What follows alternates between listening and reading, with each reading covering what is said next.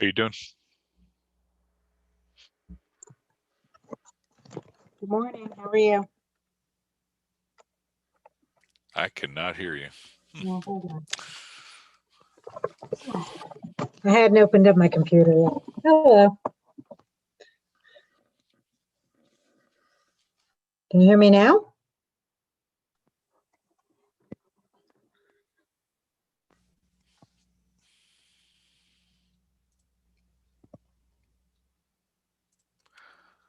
Carl, can you hear me now?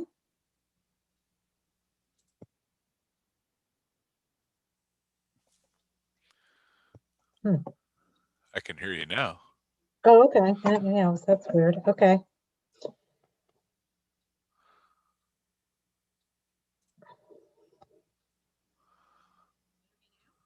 Yes, I can.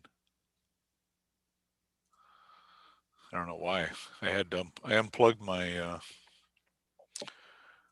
headset. That's what I did. Yeah, that's Yes. why. You hear me? Yeah, I can hear you. Okay.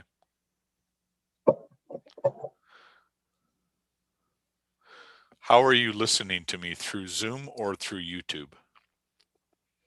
Through Zoom. Okay. Because I keep hearing echo. Okay, well, I'm connecting now to my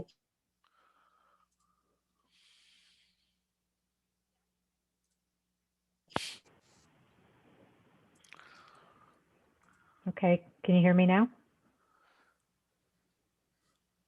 Cindy, you still there? Yeah, it says my internet connection is unstable. Can you hear me? I'm on my AirPods now. I can hear you. Okay. I kept hearing an echo, and I know that I have the video paused on YouTube, so I shouldn't be hearing it on my end. So I was wondering maybe it was on yours, but I think you're all right now. Well, I'm also not hearing you on my AirPods, but I'm connected, so I don't understand. Do you have the YouTube site open? No, I do not. Okay. I'm going to remove the device and start again.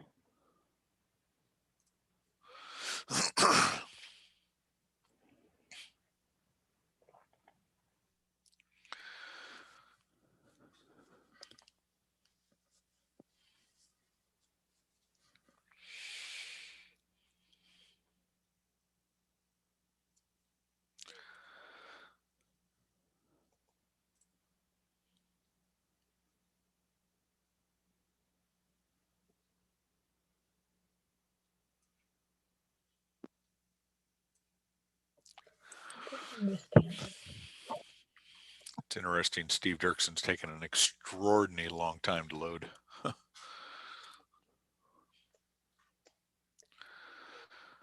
Hey, Steve. Good morning, Carl. How are you? Good. Took a long time for you to load in. I was wondering if I was having issues on my end of it all.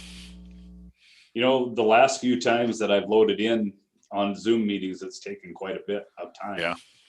The old link to Fargo is a little long. Hey, Ernst. Good morning. Ernst. Good morning, Chief Dirksen.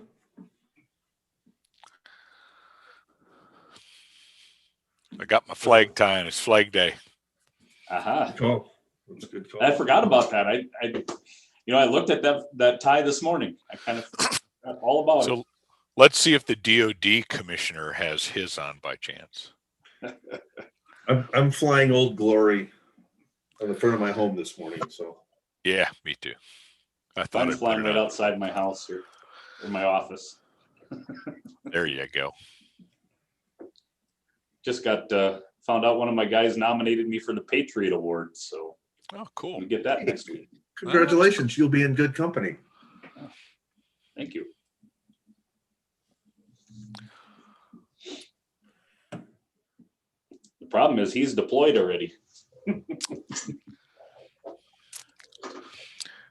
Morning, Chief FYI, Ford. we are live on YouTube, in case you needed to know. Chief Ford, top of the day. or morning. Decluttering. Chief, you did realize it's Flag Day today, right, at Tinker Air Force Base? What? Okay.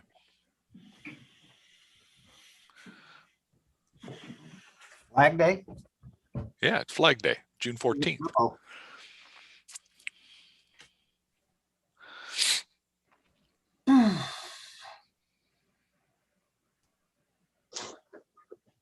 I didn't know.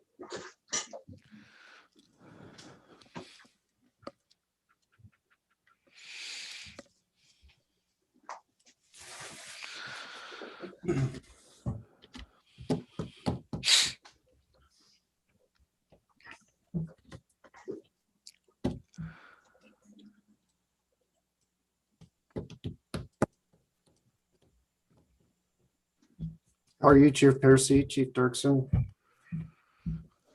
What was that, Terry? I didn't. So how are you? I'm good. I'm good. How about yourself? Real good. That's good.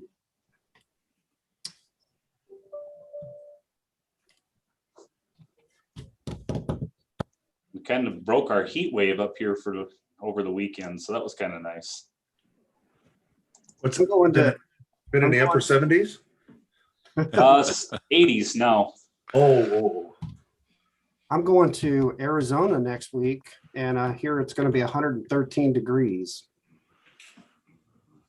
Is it Tucson? Is that how you pronounce it? it is correct. Well, you know, Ernst and I in our caring manner always allow for the best sites for you, Terry. Yeah, I ain't going to Camp Gruber, Oklahoma.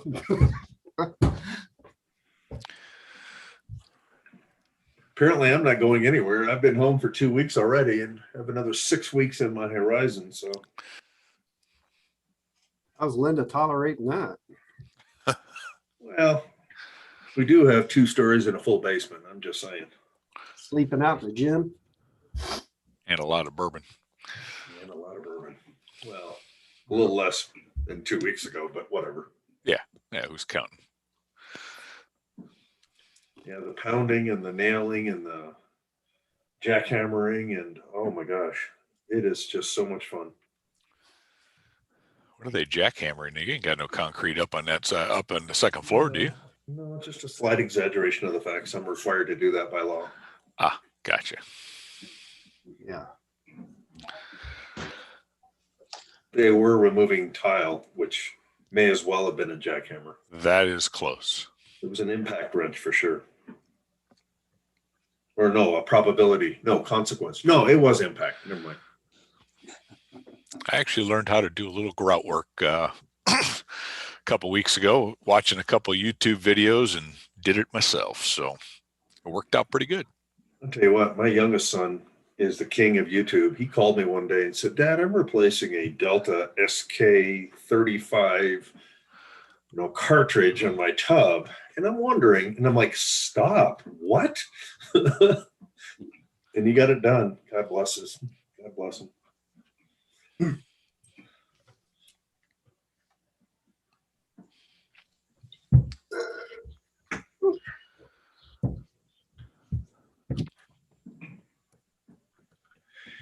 Hey, you know where it's not going to be 113?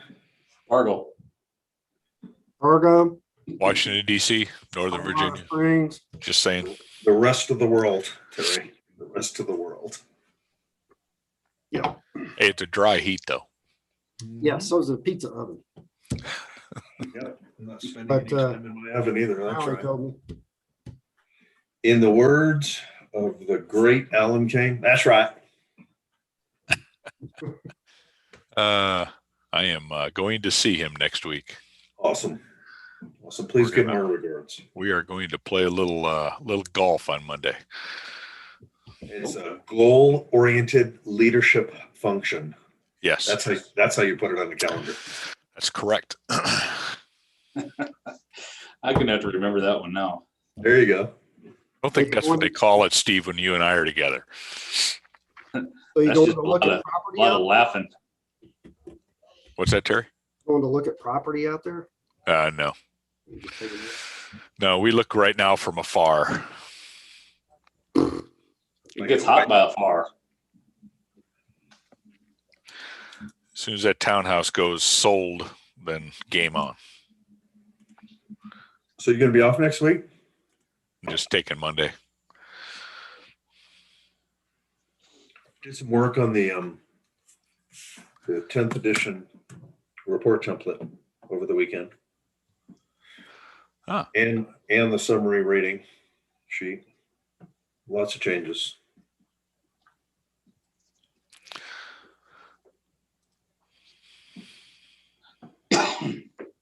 Eddie Steve, Jones, I got 103 responses so far to the survey. How many days has it been out? A little over a week. Oh. Did you want one from everybody you sent it to, or are you happy with one just from our agency? Because that's what. I'm happy with just one from an agency. Getting good responses. Are they good? Yeah, I think so. I'm looking forward to having that discussion in a couple months here. So We should get together maybe in September. I think we will. hey, is anybody bringing their spouse to Florida? Chief Ford is. Don't know yet. If it is, it's like the last day. Yeah. So Terry's going to call Linda. Put that on your radar. I told Linda that she needs to go. Whether or not she goes is really not my call. I am taking her to Hawaii in the first week of September. So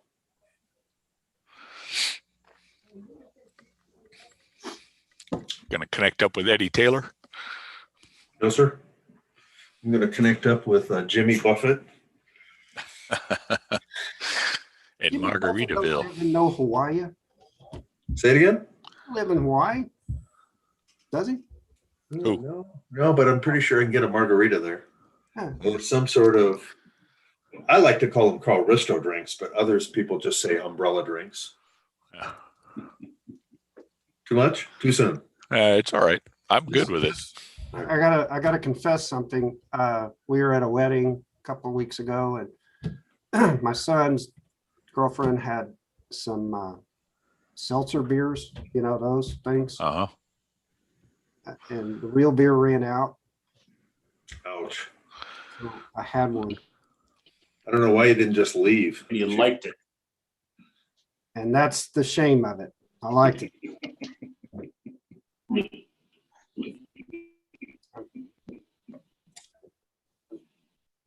Actually, I was talking to a colleague of mine that put on a National Fallen Firefighters golf tournament here a couple of weeks ago up in New York, and the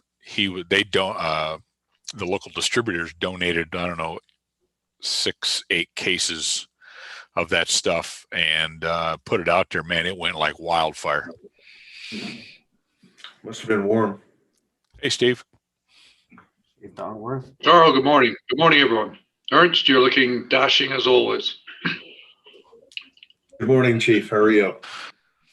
Doing good, thank you. Good to see you. Good to be seen. Good to be seen. Yep, always. Yep.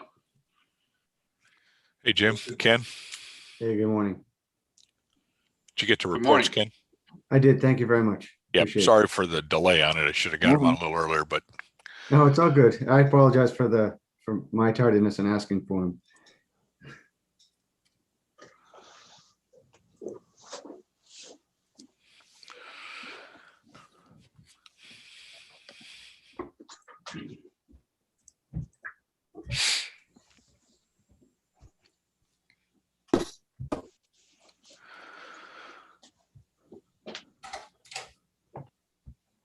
Chief Dongworth, looking forward to seeing you in Orlando in September. Will you be able to make the trip, I assume?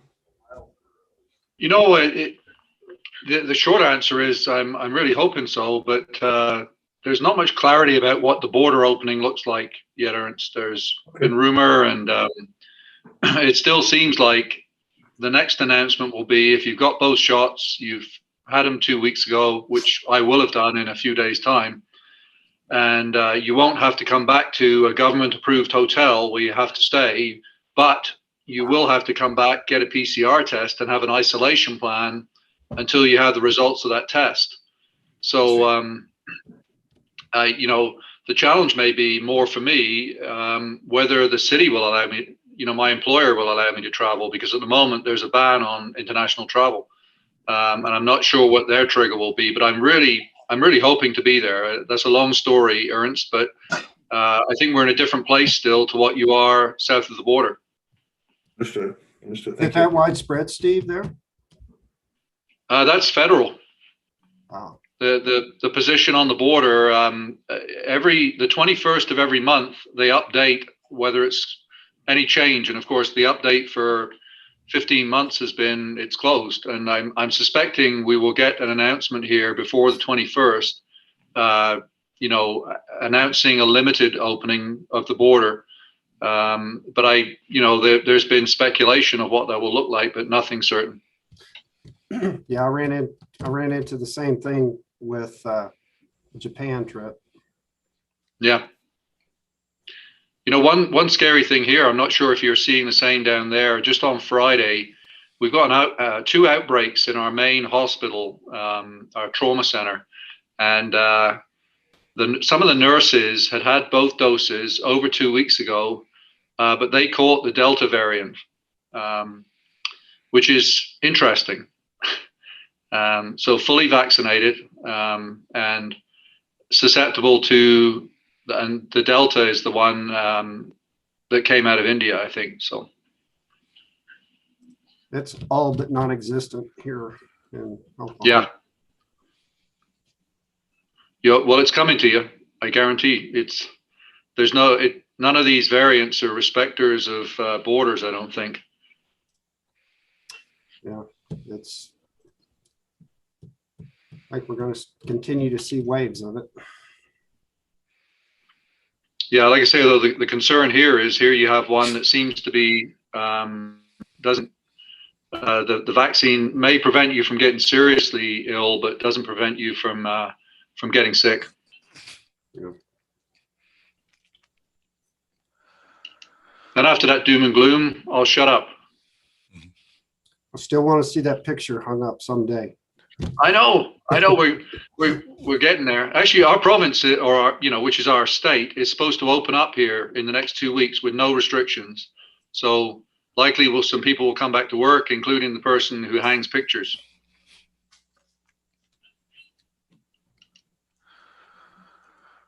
All right, we're just about 3 minutes out. We have a quorum. Yep. If I counted right, we got 9 commissioners, so that's a good thing. Yeah. And we got some brief business afterwards, right, Carl? I think. Yes, sir. We've got 2 sets of deferrals and minutes. then 2 sets of minutes, and I think Correct. we're pretty much done. I think we've got a 15-minute break scheduled between Winter Park and Kingsport. Correct. And yeah.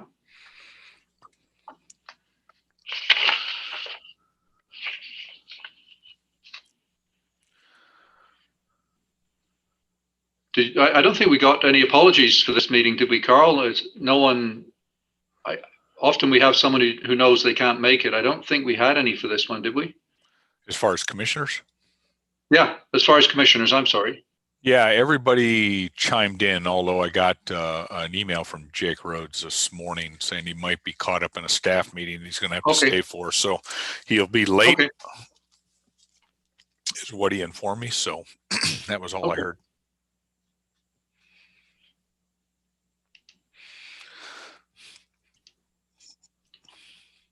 Appreciate all you guys responding, by the way, on the interview request. Appreciate the work. No problem.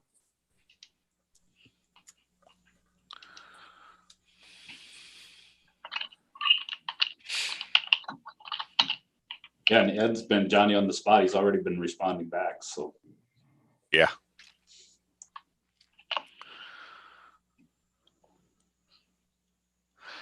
I was going to fill you in on the inside story when through the email, but I said, nah, Ed'll do a better job. So it's just connecting the dots.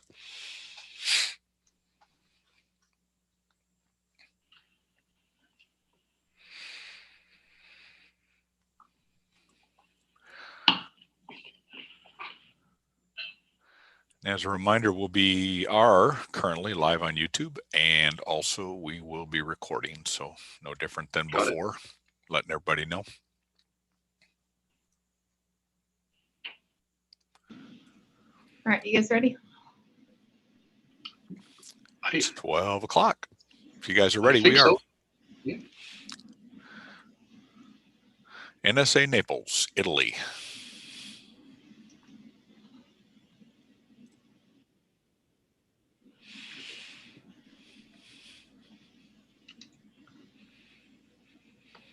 Okay, looks like they're both connecting right now. All right. Perfect. Ken, can you hear me?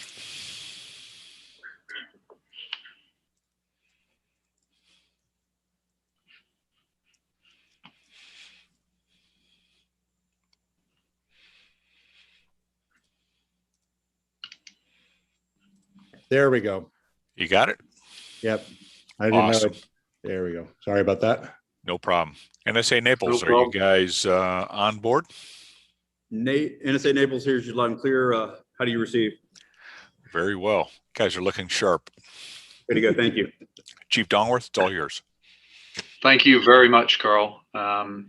So welcome everyone to the June virtual hearings of the Commission on Fire Accreditation International. We have 10 agencies today.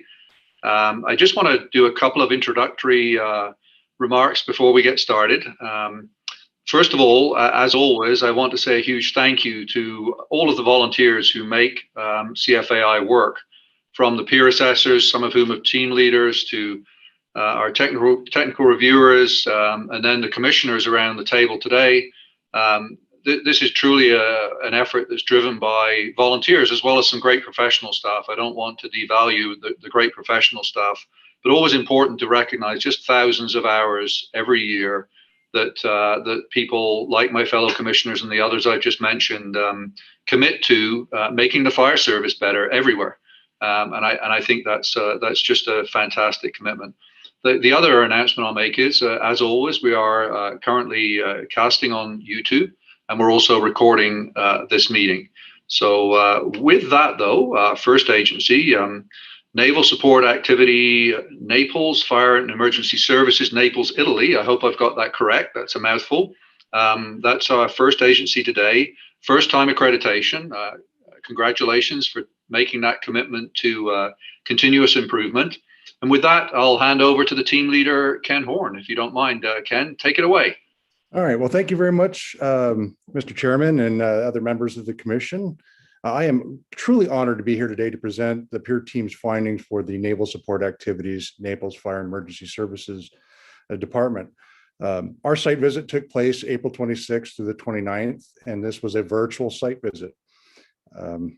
I've got to say that this was an agency that really, I guess, stepped up in this process of having to deal with a virtual site visit and overseas and different time zones. They were very accommodating through the whole process, and I'll speak a little bit more on that in just a minute. Before I start talking more, I would like to recognize the members of the peer assessment team, which consisted of retired Fire Chief Fletcher Dahman, Fire Chief Robert Hilker from the Soto Cano Fire Department in Honduras, and Sergeant Mike Webb from LaGrange Fire Department. And then again, I would also like to thank Chief Panzica and his accreditation team, accreditation manager, BC McBriar, and their entire agency that just made this process go as smoothly as we could expect. This was my first virtual site visit. And again, as I mentioned, the agency provided an in-depth virtual windshield tour for the peer assessment team, which was extremely helpful for the team to understand the unique geographic layout of this installation. I don't think we could have been as successful as we were if it wasn't for the efforts of the agency to provide that for us. During our site visit, the team found an agency that was open and responsive to the team's inquiries and possible recommendations. The team found an agency that has a lot of unique challenges in regards to the workforce, one that's made up of military, DoD, and host nation firefighters. The team noted that the agency has identified this and are working fully to ingrain the accreditation process throughout the entire workforce. I'll let Chief Panzica speak a little bit more on this and kind of give some details of kind of what they're doing as I pass that over to him. The agency, through the self-assessment process, has identified areas in which there are opportunities for improvement, and they started working to address these even before we started our process. They identified them and let us know that they were working on them before we even started going through the documents. The team found an agency that fully embraced the continuous improvement process. They were driven by outcomes and are working to make sure that these things are continuously in place to monitor the agency's performance. The team made a total of 7 recommendations, all of which have been accepted by the agency, and even before the report was completed, began to work on those recommendations. The team, through consensus, found the agency credible, and in all categories and recommendations, that the team recommends the agency for accreditation. And I'll go ahead and pass the microphone over to Chief Panzica. Hey, I appreciate that, Ken. Thank you, Mr. Chairman. Thank you to the commission members. With me today on my right is U.S. Naval Support Activity Naples, Italy, Commanding Officer James Stewart. And then to his right is the Executive Officer, Stefan Polk. And then to my left is the Accreditation Manager, Cody McBrayer, that has basically guided our agency through this whole process. Prior to turning the floor over to the Commanding Officer for a few brief comments, I'd like to make a few thank yous out there. One to our organization, to all the men and women of our organization that has strived daily throughout the past few years to bring us to this moment. And that has not been any easy tasking with the world that we currently live in today with the COVID, the pandemic, and everything. So the team worked really hard, one, to protect one another, to serve the community, and then at the same time, strive for that continuous improvement that has brought us here today with the circumstances that we are sitting in today. Thanks to our mentor, Jerry Noliner, for his assistance and his whole review to get us to Ken and your team. Ken, I really appreciate your leadership, your team involvement with us. Getting to know us, getting to know what we do, and thank you for your 7 recommendations. We do embrace all 7 of those recommendations, and like you said, we are working very hard to correct all those recommendations. They are a priority to us. Our agency has shown our commitment and worked diligently, as I said, throughout the past few years, and we've definitely had our challenges. We've maintained 100% mission execution outside the continental United States. With 0 mission degradation. I am proud to be here with you today, knowing that we've navigated the ongoing and existing challenges of this pandemic. Accreditation is full-time to us. We apply the principles, the process to all that we do on a daily basis. We challenge our personnel to achieve continuous improvement and growth in all that we do. Accreditation is not a project, but a process, gentlemen, that we live by every day, and we know that, and we continue to, after we're done here, take it on as far as we can take it, meaning that we plan on coming back years and years after and after. This ends my introduction, and with your permission, Mr. Chairman, I'd like to pass this over to the Commanding Officer of U.S. Naval Support Activity, Naples, Italy, James Stewart. All right, good evening, everyone. I'm Captain Jim Stewart, again, the Commanding Officer here at NSA Naples. It's faster to say it that way than to say the whole thing. Just to give everybody an idea, I think Ken touched on it a little bit. We're about 10,000 people here that make up NSA Naples, comprised of U.S. military, U.S. government employees, dependents, NATO members, and Italian employees that work for us on our various bases. Just to kind of give you a geographical reference too, we've got 3 main bases in the general Naples area. One here at Capodichino, about 20 miles north is kind of our other base where all of our major support facilities and family housing, about 3,000 residents that live up on the base up there. A big comm station that's over on Joint Forces Command, which is on the other side of Naples, about 30 minutes in the other direction. And then the 6th Fleet flagship is up in Gaeta, which is about 50 miles or in about an hour and a half response away from us. So pretty diverse. And then I own another base up in Iceland that we do some ancillary coverage up there. So So we cover quite a bit of area. I try to explain to people that if you put me in San Diego, I got a base about in Pensacola, Florida, is about where Iceland is from us here. So we cover a lot of area, and this team here has done a lot to again, we've talked about continuous process improvement and going through the process here through the accreditation to continue to make ourselves better. We span over 2 different countries. I've got 2 different regions that I serve under here, which are like states in Italy, 3 different prefects underneath that, which are like counties. And so I know one of the questions that already popped up is how do we do host nation relations here? It is complicated, but we'll kind of touch on how we've moved forward with those and kind of worked on that team building here through this process.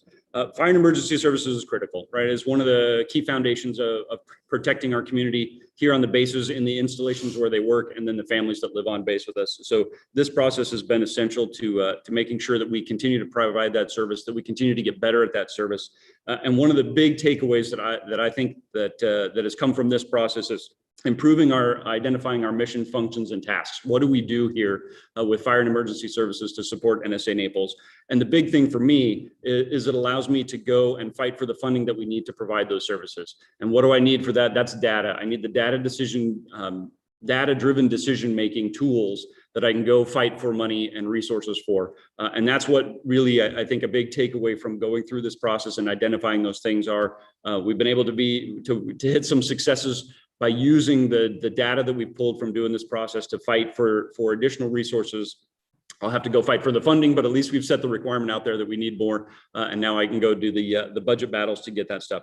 And then it's also helped us identify how we can improve our communications, and then how we can improve our mutual agreement understanding with our host nations, partners here in Italy. How do we train together? How do we communicate together? How do we make that seamless so that when we need each other, we don't have to figure it out in the incident? We've done that beforehand.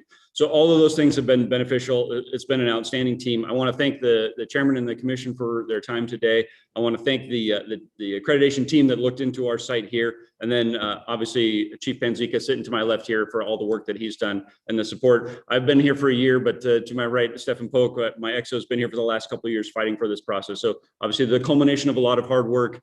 So I look forward to the rest of the questions and answers. Absolutely. Over to you, Nick.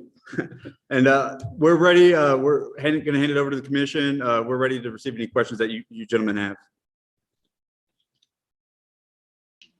Yeah, thank you for that, Chief Panzica and Captain.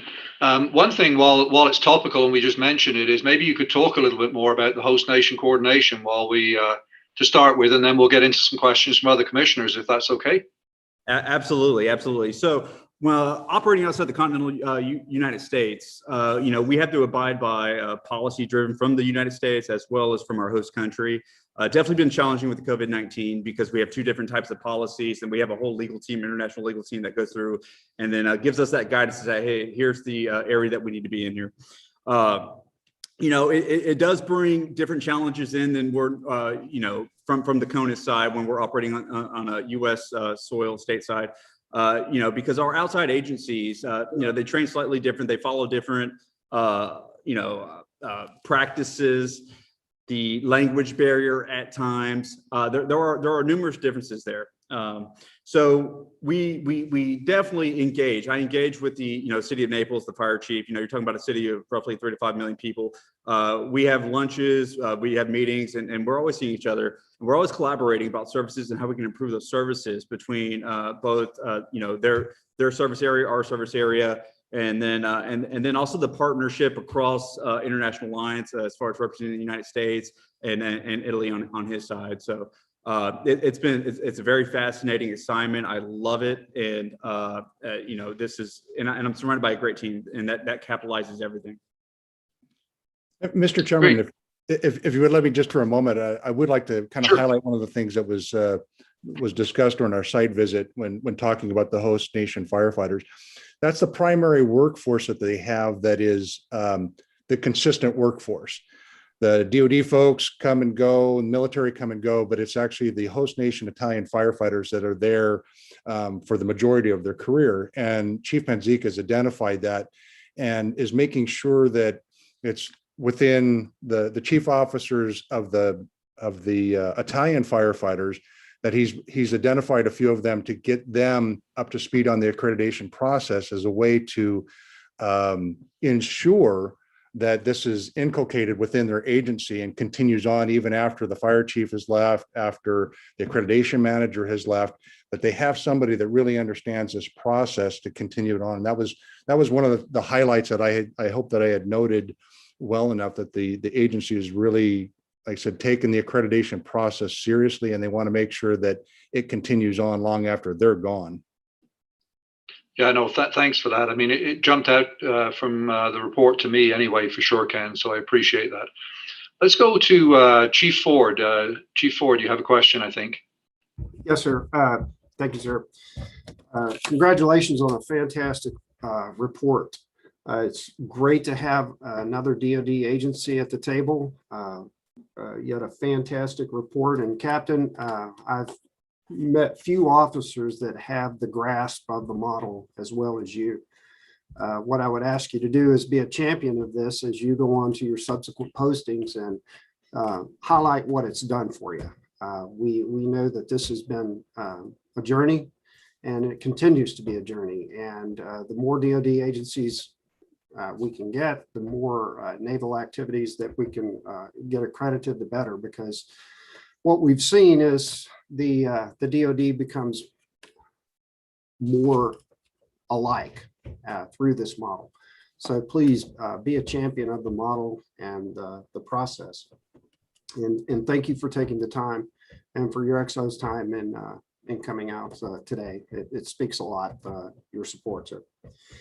My question to the chief is, and this is something that, we are working with Chief Glover at NAVFAC and Chief Pittman at Air Force and the other DoD chiefs, is the relationship of your benchmarks and baselines.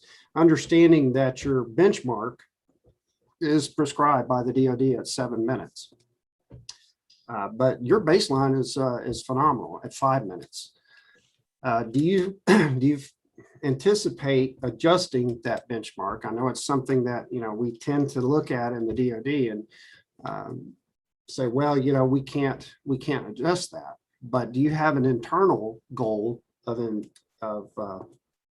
taking it even further, even though you're far exceeding the DoD standards, knowing that we have continuous process improvement and the model is based on that? What do you look forward to in the future as far as improving response times? Not that you have anything to be really ashamed of in a 5 minute baseline. So thank you for your question, Commissioner Ford. No, absolutely. One thing about our organization that myself and all my chiefs put out there is that we're always up to the challenge. And yes, those baselines are set by DoD, Navy. We always look for that challenge. So our averages are 5. You're right. We are going to try to push that. Right. We're always going to try to improve. And anything that we can do, whether it's for the structural, for setting up, technical rescue, during training, getting better at that. We always push those benchmarks and to formalize that.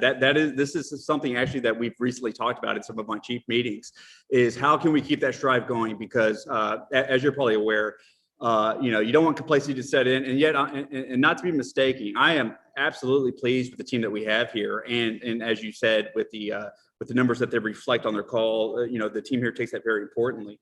But it's there to still push the people, to push the staff, and the men and women that serve us. They're always up to that challenge as well. So between the chiefs meetings and looking at based on the policies that we're looking at, and of course safety is at the forefront there, right? I don't want to have it to where our personnel are trying to break their backs to get to the point where that call is. We need to arrive there safely. So yes, we do challenge the people. Yes, we have had discussions about benchmarks, and that really came through when we were discussing our data, and at the same time with that theme of how can we continue that, push to maintain that excellence, that continuous improvement, and moving forward. So I hope that answers your question, sir. It does. And we owe you something on that. We owe all the DoD agencies something on that. I'm working with like I said, I'm working with the service chiefs to get the clarity on that. I cannot find anything that says we can't adjust our benchmarks. There's no prohibition on that as long as we're meeting that. But my praise is strong for you there, and that continuing to improve. Mr. Chairman, I have a follow-up question, if I may. Carry on, Chief Ford. I noticed that one of the recommendations is for you to get an assistant chief for fire prevention. And hearing about the population that you have there, am I to understand that you don't earn a position for fire prevention chief? So correct, Commissioner. So based on the OPNAV, right, these are done by square footage, right? So we roughly rate about 4.4 million square feet. So we're under the threshold within the OPNAV that we follow for Navy Fire and Emergency Services. But I am pleased to say, sir, we have earned one now. So within that OPNAV, it says case by case basis, and we were able to use the complexity of operating in a host nation of why that technical expertise level, the certification level, is needed here. And we had support from our region team, and then and then the whole region staff. We just, as of May 28th, we have had this approved, sir. So I am proud to say that. And again, thank you to Mr. Horn and his team for also identifying that, because all the information between our collaboration, his team, my team, it helped provide the background to achieve this. So that I hope you're pleased with that answer, sir. I definitely am. Right. That's awesome. Is it a funded position? So what is going to be a funded position? We've already got the PD. So a little back history is Naples used to have this position. So we do have a little bit of a complexity when it comes to the soil that we operate on. We do have lease soil. We have a $43 million lease over at support site alone. It's one of the largest DoD leases. So I say that because years prior, United States Navy actually had a bigger footprint based on those principles that we use to obtain land. So based on that, we did meet the thresholds at that time.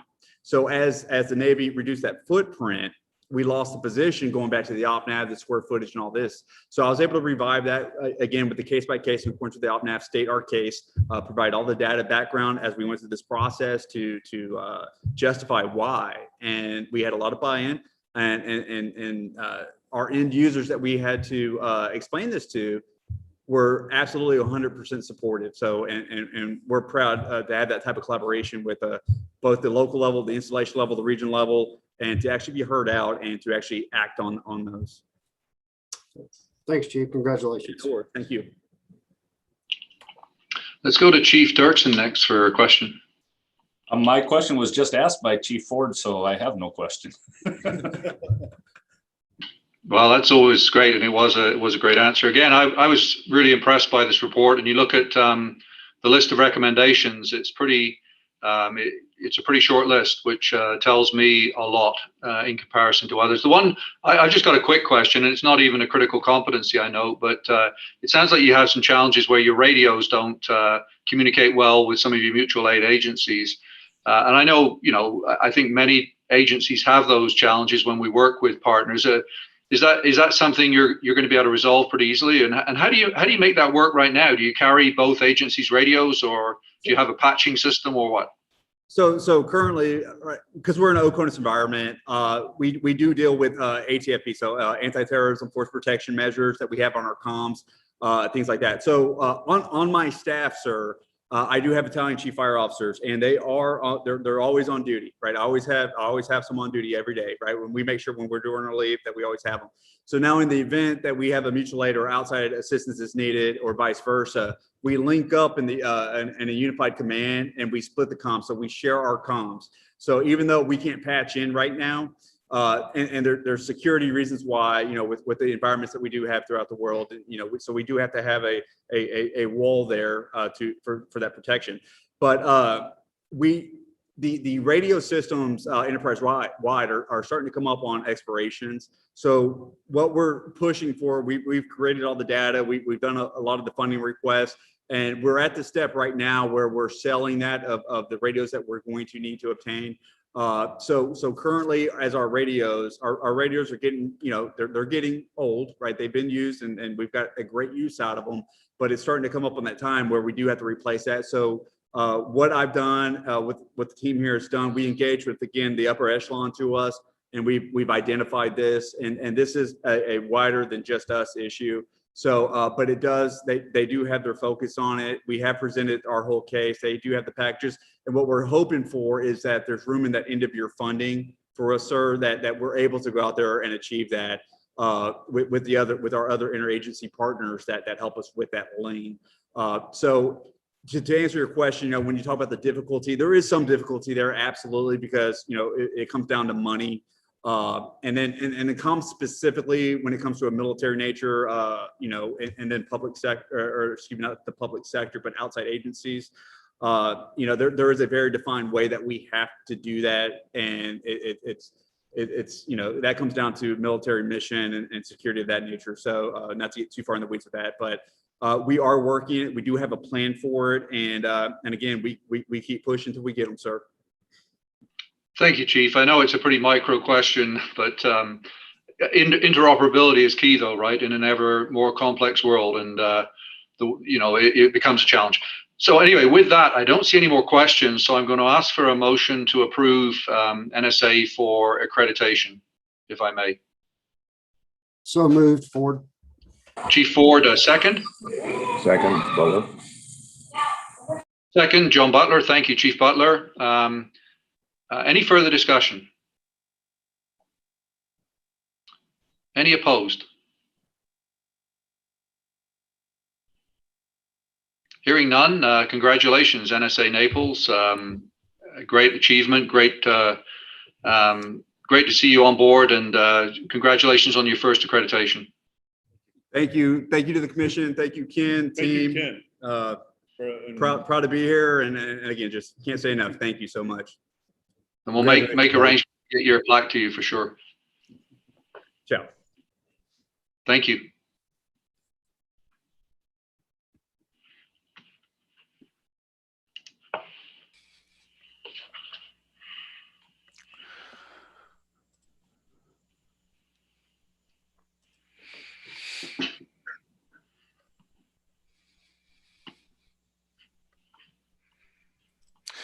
Sorry Next to up. swoop in on your question, Steve.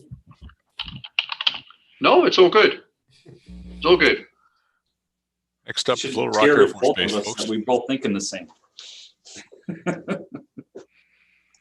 That's scary. Vulcan mind meld.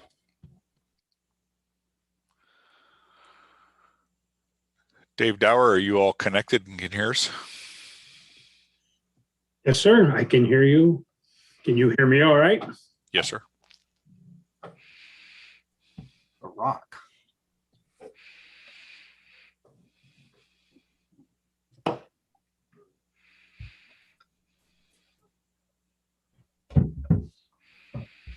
Okay, looks like maybe Little Rock is connected now. Yep. Chief Smart, you there?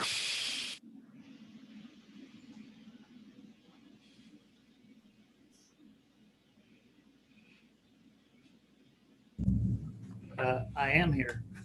Hey, Chief. How you doing? Good, sir. All right. We have everybody that is needed, right, Katie? As far as I know, Chief Smart, is everyone in with you? They are. Okay. Okay. So we did have a change out, though.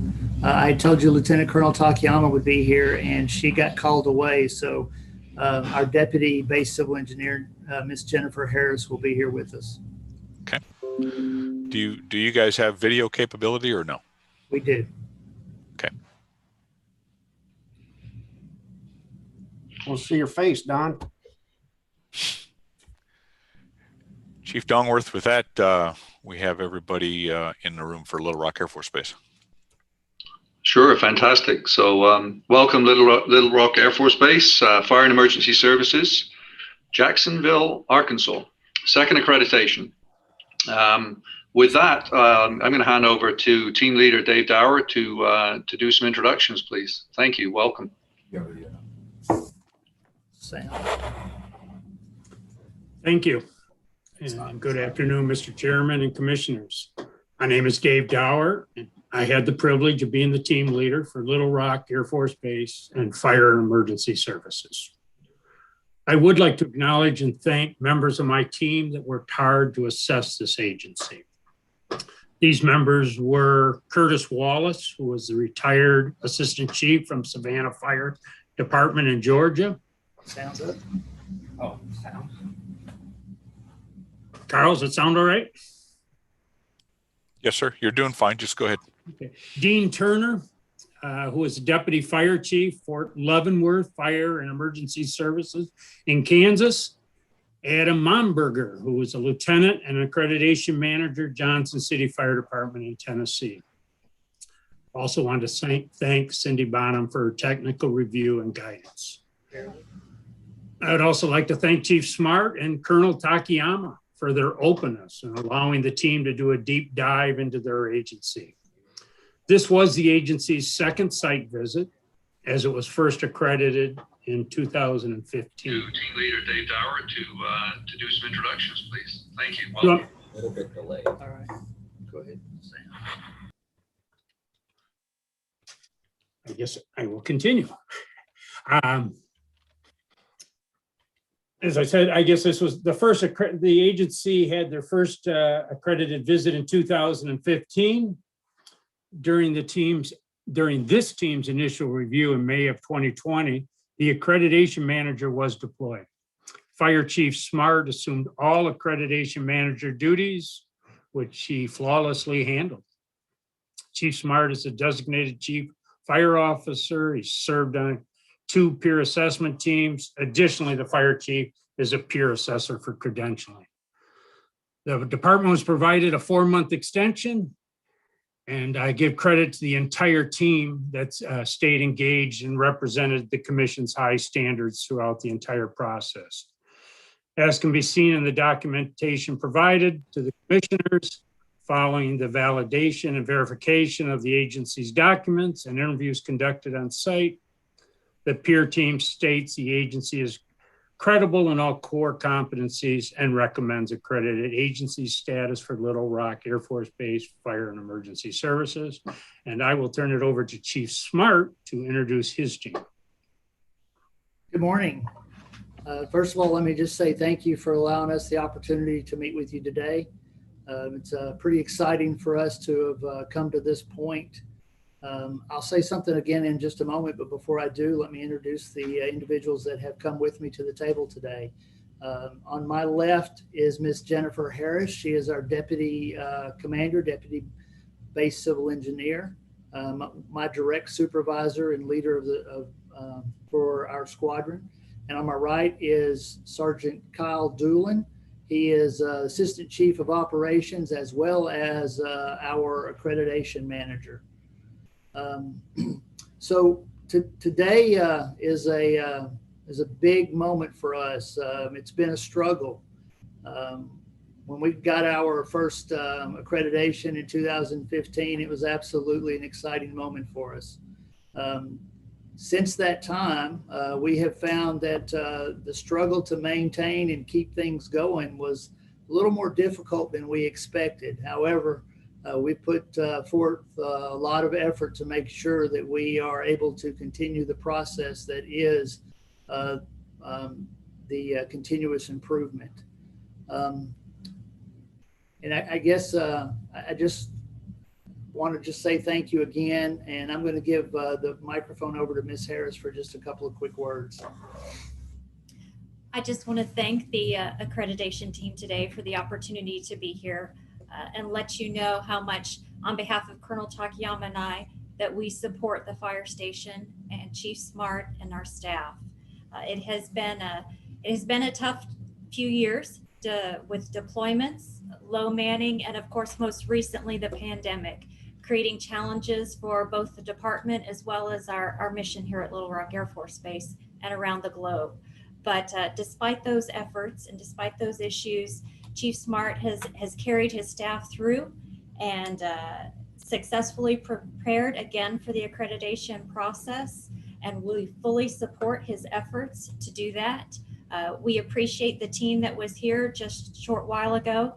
The identified areas that fortunately Chief Smart had already identified for himself, which is telling about how well he understands the department and the requirements and the efforts that are put forth. So again, on Colonel Takayama and I's behalf, we do appreciate the time today and appreciate the efforts of our department here at Little Rock. So thank you. Thank you.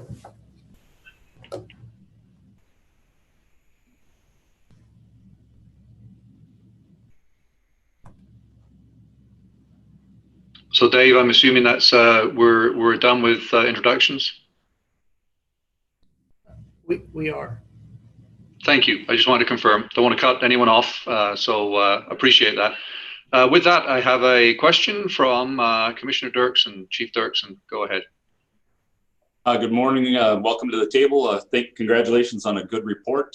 The question I have doesn't really come around a recommendation, but the report notes that you are operating almost daily on a reduced level of staffing.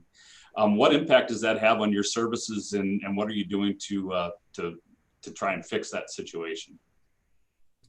Yes, sir. So the Air Force has a risk model that we utilize. That risk model identifies the optimum, reduced, and critical levels of service. Or reduced level of service for us has a staffing of anywhere from 8 to 14 based on our missions here, specifically around the aircraft. Unfortunately, we frequently and almost daily are at 8. That's the very bottom of it. Air Force kind of tells us that's an acceptable level. However, we do everything that we can to try and beef those numbers up as much as possible. The main thing that we do is utilize our 8-hour personnel.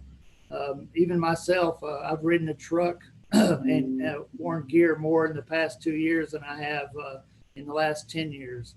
But we try to pull everybody in the department, not just the people on operations, but all of our fire prevention, our training, our administrative persons, anyone who is qualified to be a firefighter and can fill a position, we pull them in for certain types of emergencies. We do run a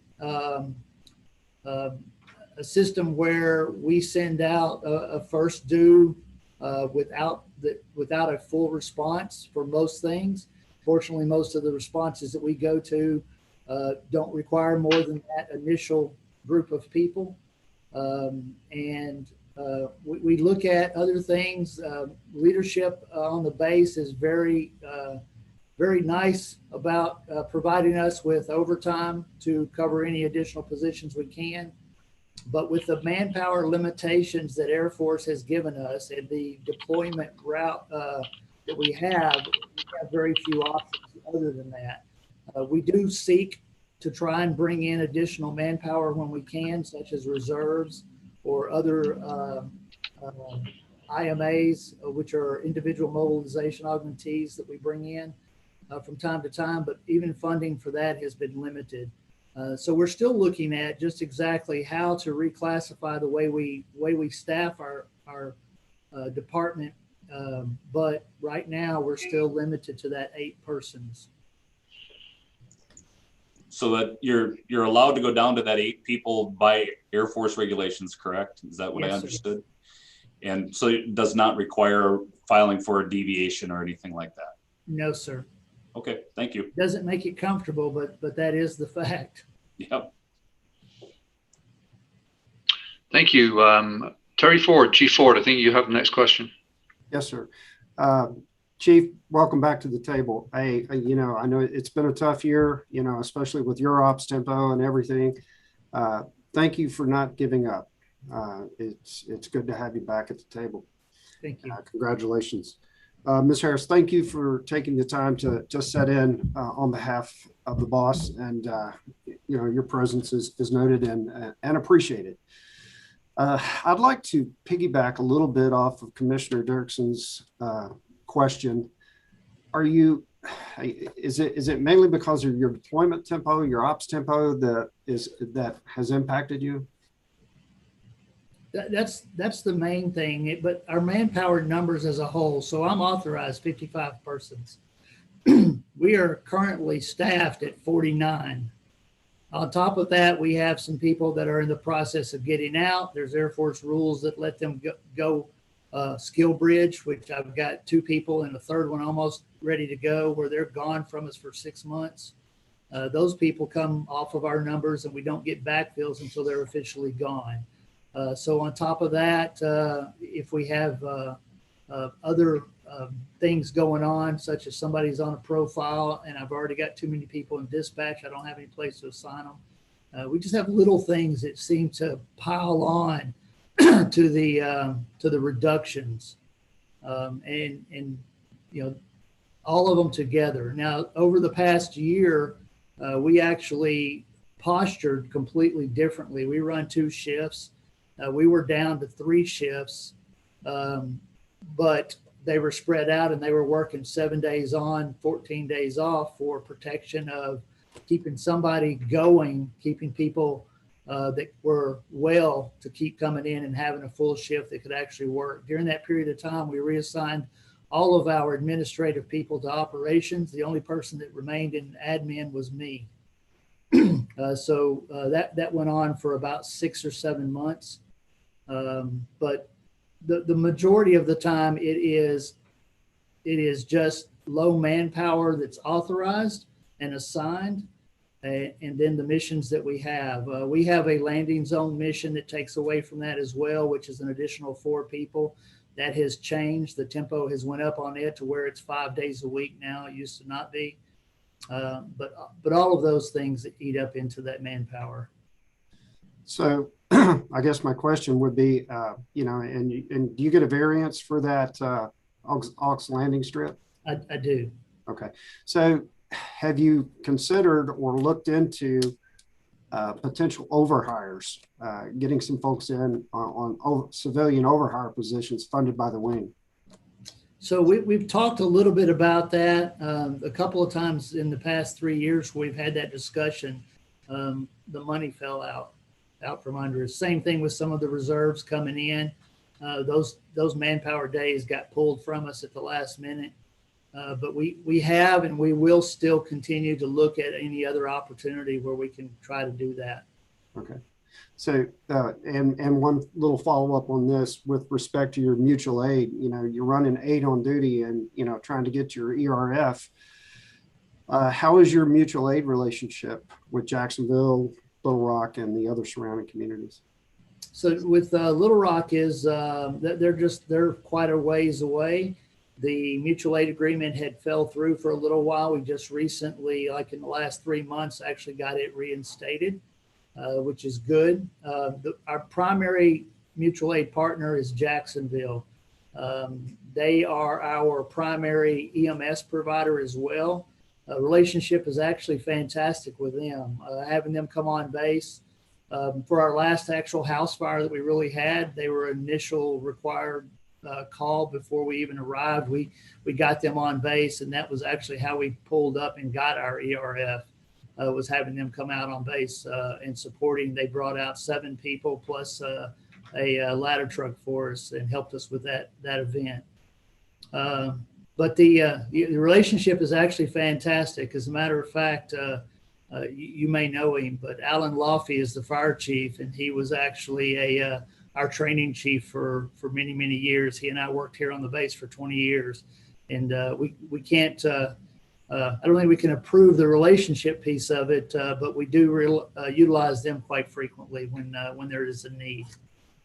That's great to hear. You know, some time back I was at your department, and that's not all. You know, I'm glad to hear that improvement. Hats off to you, Ms. Harris. Can we get some advocacy from you, perhaps? I don't know if you have a civil engineer hiring board or a wing hiring board to push forward for staffing would be helpful. You know, having 8 firefighters protecting those C-130s is that's pretty low. Certainly. So I manage our civilian hiring process for the unit and am thoroughly engaged with our facility management or our Civilian Management Board as an ad hoc member. Certainly advocate. As the chief alluded to, the funding for overhires has been slim to none the last couple of years, and that's been across the installation. That has not been unique for us. We have not been successful in that. Hopefully we will see something change in the civilian pay side over the next couple of years. That remains to be seen, but we will certainly continue to advocate for that as that capability becomes available. And then on the reserve and guard side, we continue to advocate to our major command, Air Mobility Command, to receive that funding for that. We cannot fund that locally, but certainly that advocacy is there, and we provide that every year to them.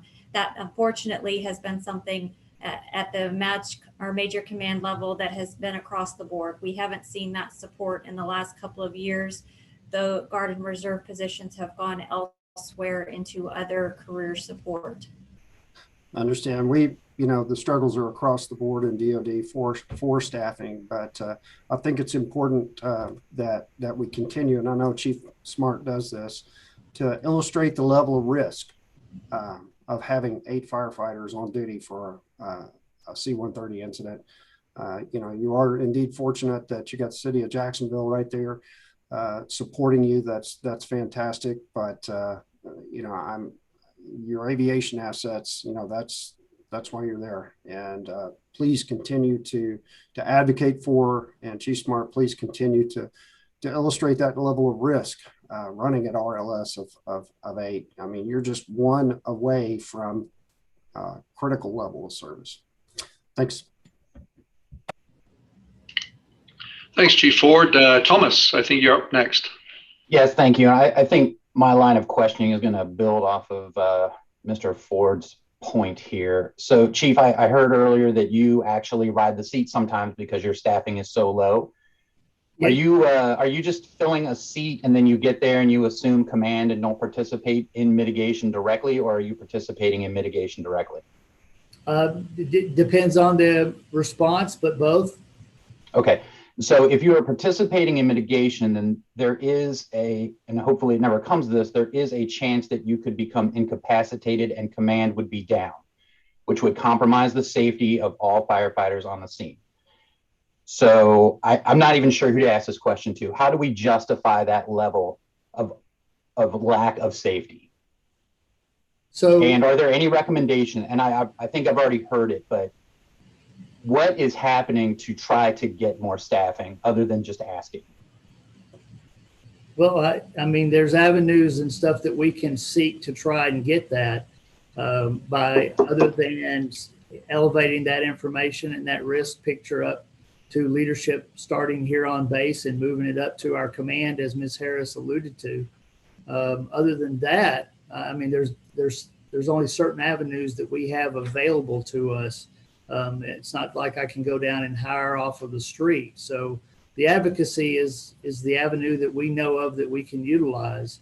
If there's something other than those particular avenues, I would be very eager to try and identify them and utilize them. I just don't know what they are beyond that at the moment. I also we pull people off duty. We pull people from, like I said, the administrative personnel and assign them to positions when we have a need to. But it just depends on the particular events. Chief, Commissioner Breyer, can I piggyback off of one little comment there? We need to get this in front of Chief Pittman, our new Air Force Fire Chief. We need to start elevating these risks, and Chief Smart, you have my commitment to that as your commissioner to get that up there. I can understand smaller agencies, smaller departments, but the Rock is a big base, and you got a critical mission there. So you have my support, my advocacy as your commissioner, as I move out to engage with Chief Pittman and elevate this to the air staff. Thank you. I appreciate that. I don't really have any other questions. Commissioner Ford, if you need any help, I certainly look towards you for the input for the DoD, but certainly the defense of our nation and a variety of other topics. I don't know.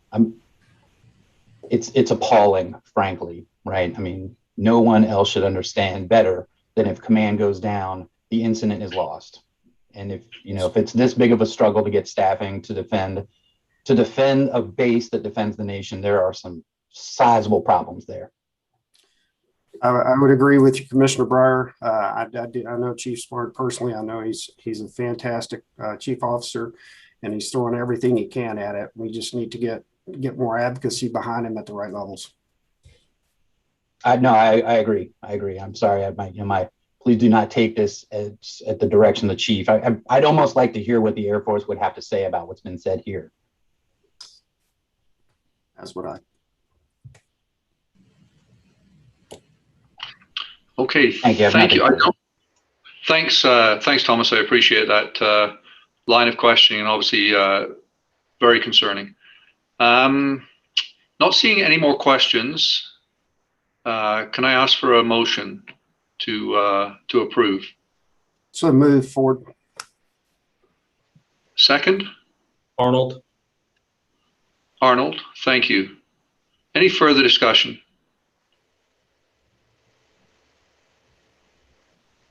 Any opposed?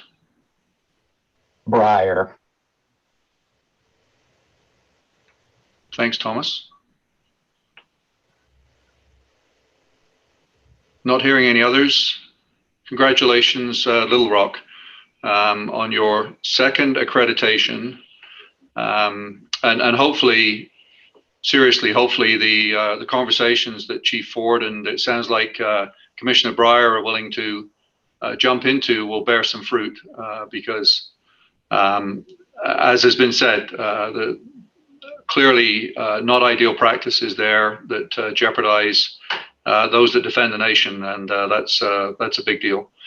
We will make arrangements to get your plaque to you. Thank you very much, Little Rock Air Force Base.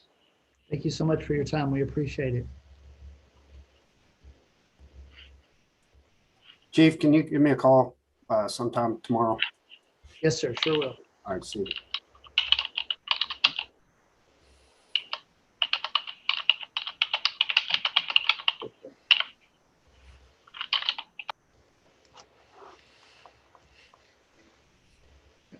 The camera. Oh.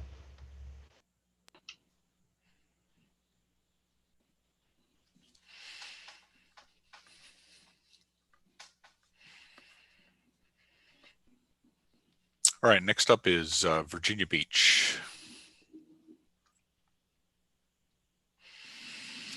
Good morning, Matt. How are you doing? Good. Good morning to you, everybody. Hey, Matt. Hello. Virginia Beach Fire Rescue, you guys on and ready? Yes, sir. I believe we are. Awesome. Chief Dongworth, all yours. Thank you very much, Carl. Welcome, Virginia Beach Fire Department. Another 5th accreditation agency, which is just fantastic. That shows that this is a process. That shows an agency that's committed to continuous improvement for sure. So without further ado, I'll hand over to the team leader, Matt Knott, to do introductions, please, Matt. All right. Good morning, Mr. Chairman and Commissioners. I am Matthew Knott from Rockford, Illinois, and I'm honored to be here representing the Virginia Beach Fire Department. I'd also like to take a couple of minutes to thank the members of our team for a successful site visit and their many hours of hard work on this project. They are Assistant Chief Brian Norris with the San Antonio, Texas Fire Department, Accreditation Manager Jody Marsigliano from Broward County Sheriff's Office in Florida, and Assistant Chief Brian Cox from Denton, Texas Fire Department. During our review of the agency's self-assessment manual, strategic plan, and various other documents, and the April 2021 site visit, the team identified a proud, strong, and healthy agency that strives for continuous improvement. And like you said, it has to be mentioned again, I think, is a 5th time accreditation is pretty impressive. So the city of Virginia Beach accepts that and certainly embraces and learns from the past and strives for a stronger future. So very proud agency. Virginia Beach continues to make great strides to improve firefighter safety, and our team was impressed with the incident command training that we saw that all their members go through once we're on site. The team also identified a real opportunity for potential some improvements to the EMS system. This is a standalone agency within the city, but led to a few recommendations on behalf of our team. But while on site, the team was able to verify and validate the agency's response data and risk assessment. And because of our on-site visit and the assessment, the team unanimously recommends Virginia Beach Fire Department to the Commission for reaccreditation. And now I'd like to introduce Chief Hutchinson and his team that I see there. I see the accreditation manager and also our city manager. So I'd like to let them introduce themselves and then go from there. So Chief. Thank you, Chief Knott. First I have on my right BC MacGyver. He was obviously our accreditation manager and worked with a very fine team to bring this all together for us, and we're very fortunate. To my left is our relatively still new city manager, Patrick Duhaney. He comes to us from the great city of Cincinnati, and we've already built a great working relationship that just, as Chief Knott was saying, that we really strive. It's easy just to sit back on your laurels when you get stuff like this, but to really rake the soil and till it and work hard and not hit the easy buttons is really what we strive to do. One of the things that I noticed, and I've thought about this actually before, it's not just that I just noticed. I was a young captain at admin when we got our first accreditation, and that was back in just before a month before 9/11, and how far we've come since then, and how the process, or the process, as you say there, sir, from Canada, how we've grown and how y'all have grown and looked at different things, and it's always a wonderful fact that we're not just sitting back. We are working to constantly get better. So we enjoy the process. It's good for us, and we have an excellent team that's worked with Chief MacGyver to make it all happen, as well as our department. There's always issues that we're going to look at, and the city manager is looking to help us fix some of those. It's not all done. It's, we're not in somewhere we can flick a switch and make it happen, but we'll work towards it. So, sir, would you rather say something? All right. To the accreditation committee, thank you for the honor and opportunity to be here before you to stand and defend our accreditation recommendation.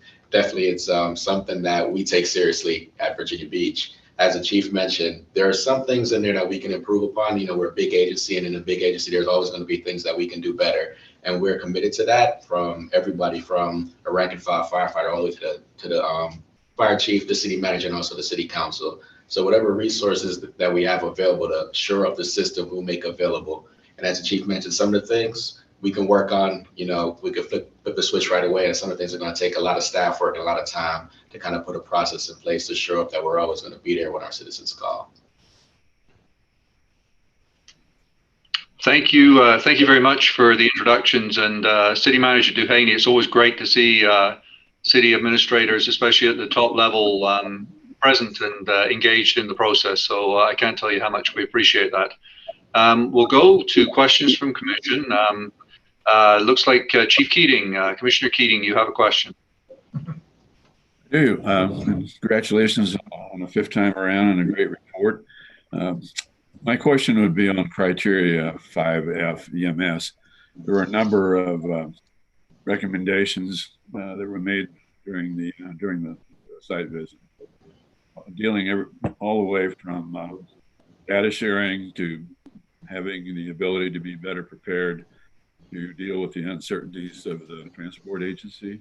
Can you speak a little bit more on that and kind of give us an idea of what might be going on to improve that situation?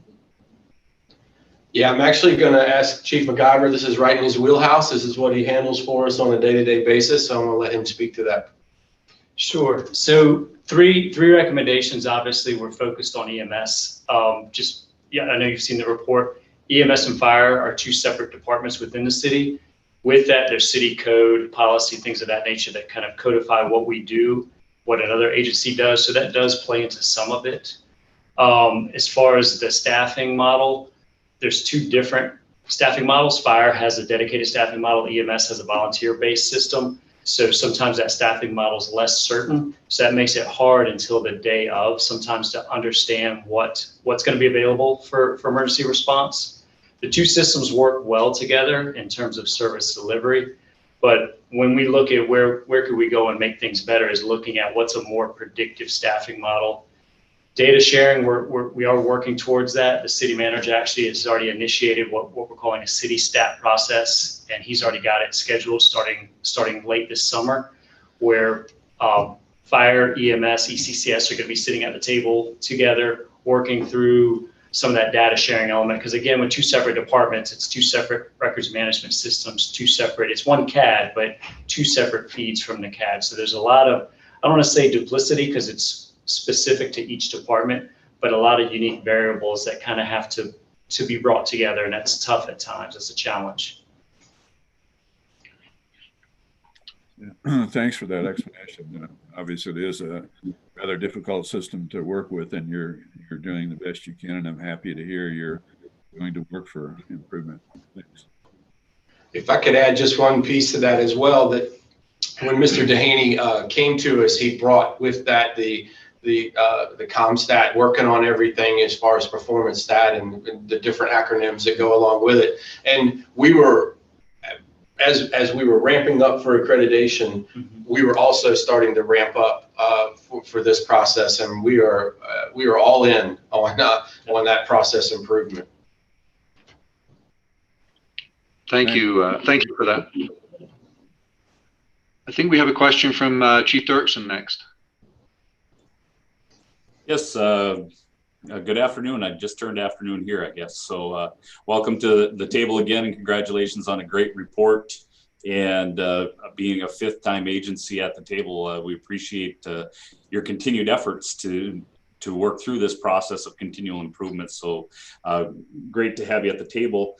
One question I have is in relationship to Category 6, physical resources, when the team noted that there were some hazmat suits that were out of date. What steps have you taken to rectify that and make sure that this doesn't slip through the process again? Yeah, that one is partly as far as just, you know, we are all humans. We're trying to make, we had the virus, you know, we had everything else going on, and to say that we're perfect in that, we are trying to, as anything with data and checking the box, we don't want it to be just a checking of the box. As you know, with the suits, that's not a 2-minute drill. So getting through that, our hazmat team did clean like every city vehicle through the entire fleet of the city of Virginia Beach at least one time. They were called. We were very integral, not only in the after giving the vaccinations, but we were also integral in helping keep the city safe. So there was a lot going on, but as far as the process goes, it's just doubling down and making sure that we're not just checking the boxes, that we are using the programs that we have. And when the numbers come up, some of it is just physical work. You got to go out and make sure that that's occurring. And so that's really, it's our process check as far as making sure that they still happen. John, you have anything to add? The only other thing I was going to say, we are in the later stages of acquiring a new asset management program. Some of that got delayed, as Chief said, so our previous system was an access-based system. The cities moved away from that, and so we were kind of at end of life with COVID, everything else going on. And I don't want to keep saying COVID was a problem, but it wouldn't be fair to say it didn't have an impact. It slowed down our acquisition of the asset management system. So that is one of the things we were looking at, is we knew we needed a better system, more detailed accounting. Obviously, the level of equipment, we're a metro-sized department, so there are a lot of parts and pieces. So we're hoping with that will come some new processes, some new kind of checks behind just what we had in place before. And so, like I said, we're hoping to have that. Originally, we were hoping for early summer, might be late summer, fall now at this point, but that is actively in the works right now. Yeah, thanks for that answer. And as a recovering hazmateer, I do know the. Yeah. So the top 3 chiefs here fall into that same boat. Cars 1, 2, and 3 have all inspected our share of suits. So appreciate you knowing what that means. I understand the time that it takes, but even in critical times, that's when we need to make sure that those things happen. Yep, absolutely. So glad to hear that you've got a plan in place. Thank you. Next question, Chief Butler. That's a pretty good segue and kind of dovetails to the question and the topic currently being discussed. The Virginia Fire Program's funds, the aid to localities, without giving away trade secrets, Chief, the 1.6 million, what are some, how was that spent recently? And you can tell me if it's none of business if you want, but I don't know that I can share with Fairfax. That's well, that's what, you know, yeah, I'm trying to separate the hats here, but we're talking about some equipment and all, and I was just curious. John, as you know, we try to have a very robust training, and hats off to Fairfax. You know, we model a lot of the stuff we do after you guys. But is that some of it, we have it, Vance is sitting over here to my left, my deputy chief that was in charge of this for a long time. And like he said, you have the checkbook and you have the savings account. And so we try to plan that money. We try to plan that money out very, very meticulously. But like right now, we've got we've just cleaned up our entire site down there from our FEMA. As you know, we've got Virginia Task Force 2 here, so we've cleaned up that site. Then we've got a complete building, $5 million refurb of our training center. That's ongoing. Then on top of that, we've this morning we had our senior staff meeting, and we were talking about as you know, in Virginia, we're being asked to up our Swiftwater swimmer game for the state. And we've got 55 individuals that are going to be going through that. And the district chief that's in charge of special ops was saying we're going to, of course, use that money for ATL, from ATL to make that happen. As you know, I'm on the legislative team for the state chiefs for Virginia, and that's always one of our areas that we're working towards, is getting that money increased. You know, that coefficient, if you will, increased from the insurance companies, so that we could get a little bit more, so that we could do a little bit more. But I think that's about it. Does that answer your question, or should I get John to hit some of it for you? That's generally good. Thank you. That's good enough. Thank you. Good seeing you all. Thank you. I think we have a final question from Sal, Commissioner Izzo. Hi, good afternoon, everyone, and congratulations again for continuing improvement efforts and joining us today. I just had a question on clarification on criteria 9A on the water supply. It's identified that you've been very proactive in identifying your areas of known fire flow challenges. And I was just wondering, in those areas, are those fire flow challenges due to aging infrastructure, or the tenders and the first response engines that are responding, are they part of your department, or are they automatic aid? And that the continuous improvement that is planned by the long-range planning, are you all going to be looking to look in those areas for improvement for the water, for the fire flows? Did you hear enough of that? I think we had some audio issues, so I'm gonna kind of recap just so I make sure we heard you correctly. We're having a hard time hearing you, but I heard, was there infrastructure issues, and then talking about water tenders, things of that nature? Is that correct in terms of what you were asking, sir? Yeah, so in those areas where you have identified fire flow challenges in your jurisdiction, are those areas, are they attended to address those challenges? Are the apparatus that responds for those fire flows, are they first due apparatus, or is it automatic aid apparatus? And number two, the continuous improvement, the long-range planning that the city has, are those areas going to be looked at for any capital improvements to improve water flow in those areas? Well, I'll take the first part. Chief MacGyver will take the second part. With the first part is, no, it's all first run. We went through, it was actually what a great thing we did a couple years ago. We went back through the ISO ratings, and we worked extremely hard to practice and build up our our water capabilities. And I want to say now it's over 9,000 gallons we're bringing to every first. Close to 12,000. Yeah, 12,000. County. Everything's over 10, and sometimes we get up to almost 12,000 gallons on the initial alarm. So we're very proud of that. And we did lots and lots of training on it. So that's what we're bringing as of right now. And on a side note, this gentleman to my left here just moved into one of those areas. So we're not going to let that, literally 3 weeks ago. So we're going to make sure that that doesn't fall behind, I promise. Excuse me, are those commercial areas, mostly residential areas? Mostly agricultural and residential.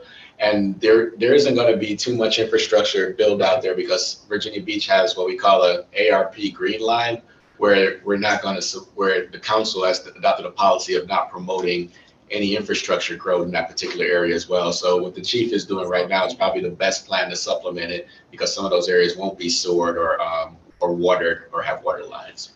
I'm not sure if you're familiar with Virginia Beach at all, but basically working from north to south, we have the bay, the Chesapeake Bay, like, where the settlers first landed.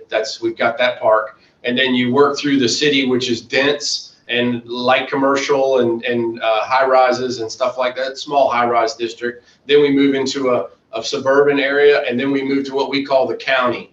And we're about 400 and some square miles, and that happens that way in the layers. And once you get to that green line, we have all made the decision we want to keep that the way it is, the county, and that we don't see that changing. Not in our careers. Not in our careers. Yeah. So in your operations, you've accounted for that. And yeah. And just in my short time here, they have a pretty robust plan for it. There was one bridge, the Punga Ferry Bridge, that had to be repaired. And the chief and the council member that's responsible for that district and I met, and we had a real detailed conversation about what the plan is to ensure that we can always have fire protection and delivery of warm water when necessary. The good thing about it is that it's not an incredibly dense. It's a pretty. I think at Virginia Beach, it's 450,000 people, probably 5,000 to 6,000 live in that area as well. So it's not that dense, in terms we get very rural when you go below that green line. Understood. Thank you. Yeah, what I was going to piggyback onto your second question, when you talk about infrastructure gaps, like they said, there's kind of the two halves of the city, what I think of as having municipal water supply and then what we deliver. So we actually have built our response matrix. When they see that response, the response matrix for the rural portions have a different response because it brings supplemental water. We call them tankers. I know it's not, but a water tender. Those are coming. We have everything built around our first due response, but we do have auto and mutual aid agreements with our neighboring cities who have a very similar setup in terms of a municipal portion and a rural portion. So we will both respond into those rural areas with additional water. But we've specially built the trucks down there so they carry more water than our municipal engines. So when I said we're getting close to 12,000 gallons before we even start shuttling water down in the county, just on the first alarm for residential fire. Plenty of on-site water.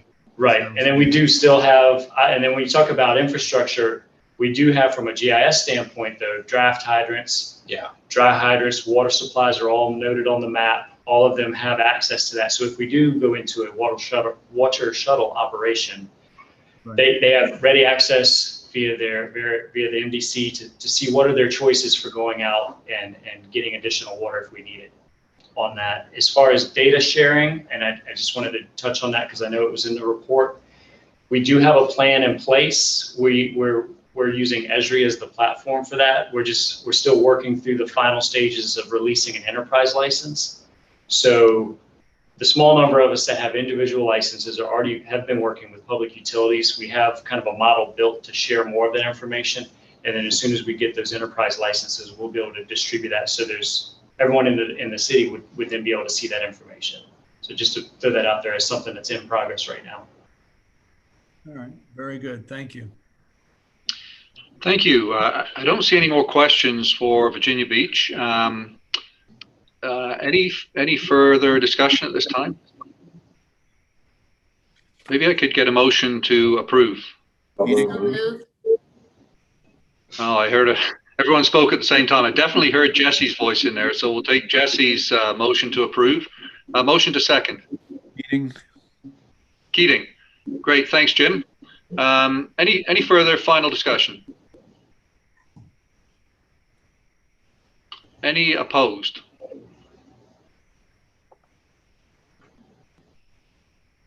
Not hearing any. Congratulations, Virginia Beach, 5th cycle of accreditation. Great work, great report. Thank you. And we'll make sure we get a plaque to you as soon as we can. Thank you so much. Yeah, thank you, Chief Knott and all the assessors. We appreciate it a lot. Thank you. And I'll try and start saying process as well more often rather than process. No, we like it. We like it. We remember from before. Process. It's good. See you. Thank you. All right. Good stuff. Thanks for being here. Woo woo.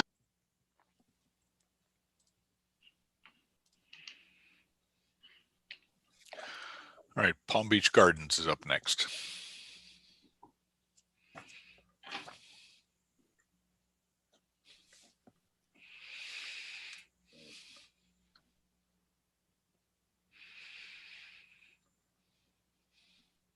Looks like they're connecting, but should be good to go in just a minute. Okay. Good morning there, Bill Stark. Morning or afternoon. Morning, Bill. Yeah, good morning, good afternoon, depending on where you're at. Still morning here.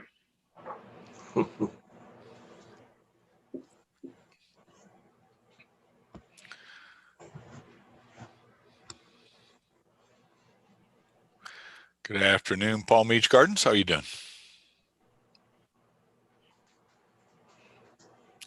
Can you hear me? I just want to make sure you're on. Can you say something so I can know if I can hear you? 1, 2, 3, test. Good afternoon. There we go. Awesome. Thank you. All right, Chief Dongworth, all yours. Thanks, Carl. Appreciate that. Welcome, Palm Beach Gardens, to your 4th accreditation. Great to have you on board. 4th. We've got a couple of 5ths today, but 4th is still pretty good. That's a long period of commitment to the process. So without further ado, though, I'm going to hand over to team leader Bill Stark to kick us off with some introductions. Thank you. Thank you, Commission. I want to present Palm Beach Gardens for you. I just quickly want to thank my team, Tyler Drage from Colorado, Todd Tuttle from North Carolina, and Julian Crowley from Virginia. We visited Palm Beach Gardens in late April, and Chief Breyer and his team met us on site, did everything we expected from them. And some things that probably stood out to us is you're right, this is their 4th accreditation, and they've been through ups and downs over the years, and they've really focused on the process, and they did an outstanding job. I think the leadership of the chief and the command staff and the accreditation manager and how she handled the process really made it work well for us. The team recommended accreditation. We had about 15 recommendations that you've seen in your report. Most of them were really improvements of things they were doing. 2 of them stood out to us, which we thoroughly reviewed and worked through, and that had to do with their, if you look at their gap analysis, they have some big gaps, and that's really because they have such an aggressive ERF methodology, and you'll see we made a recommendation that they review that. So the gaps weren't really as bad as they looked, but just because they were trying to meet some numbers that we didn't think were attainable. And the other one had to do with station exhaust systems. We spent some time looking at them, and they have processes in place trying to correct it. And with that, I'm going to turn it over to Chief Breyer and let him continue on with his group. Stark, and good afternoon, everybody. My name is Keith Breyer, and I have the honor and privilege of serving as fire chief for the city of Palm Beach Gardens. I am joined here today with our Deputy Chief of Operations, James Ippolito, our Deputy Chief of Administration, Sean Brodell, our Fire Marshal, Deputy Chief Neil Rosenberger, our Accreditation Manager, Beth Stuglick, and Captain Jeff Green, who serves as District Vice President for Local 2928. First and foremost, I want to thank the Commission for the opportunity to sit before you in what is our 4th accreditation cycle. It is an honor to be here to represent the city, the department, most importantly, the 120 sworn and 16 civilian personnel who day after day provide the highest level of service to our residents, business owners, and visitors. I'd like to thank Chief Stark and his team for their insight, their candor, and genuine interest in making our department better. Since the last time appearing before the commission, we have continued our efforts to institutionalize accreditation into our department's culture. We have hired an accreditation manager. Most importantly, we have recruited personnel from every rank to assist in the accreditation process. The peer team has made 15 recommendations following their site visit, and we have accepted all of them. Recommendation 15 has already been completed, and we have prioritized and outlined plans for implementing the remaining recommendations over the coming months and years.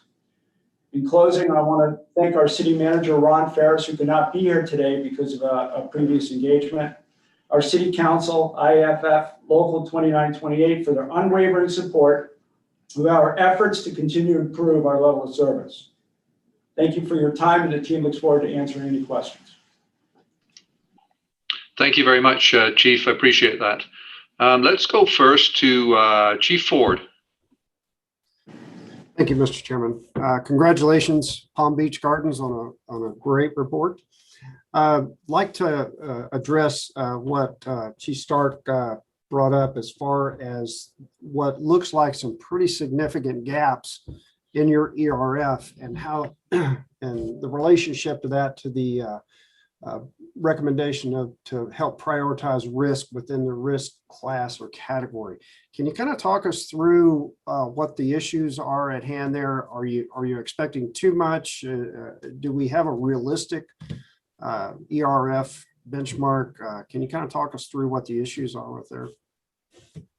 I think what I'm going to do is I'm going to turn this over to Chief Ippolito, who has been working on that, and as well as our accreditation manager, who's been working on that. I think in the beginning, back in 2018, we redid our standard cover. And when we completely redid it and came back, I think we were a little too aggressive. We made some mistakes in some of the times that we included into there, but they'll be able to explain it a little bit better. Good afternoon. So when we did our benchmarks for the ERF, instead of we did it based off historical data. So we took a 5-year analysis of both our first due and effective response force. And once we did that analysis, we determined what our benchmarks would be. However, for the effective response force, we did not break them up into category. We did the times as a whole. So a lot of our effective response forces for EMS are very, very low because it usually just takes an engine and an ambulance. So that artificially lowered our effective response force. If you look at the benchmarks for first response to effective response force, it's sometimes only 45 seconds. So obviously, if you're getting your first arriving unit there at one point, you're not going to have the remaining 4 to 5 apparatus in 45 seconds. So that is currently on our plan to get that corrected and reevaluate those benchmarks. Thank you, Chief. Commissioner Holland, are you ready to go?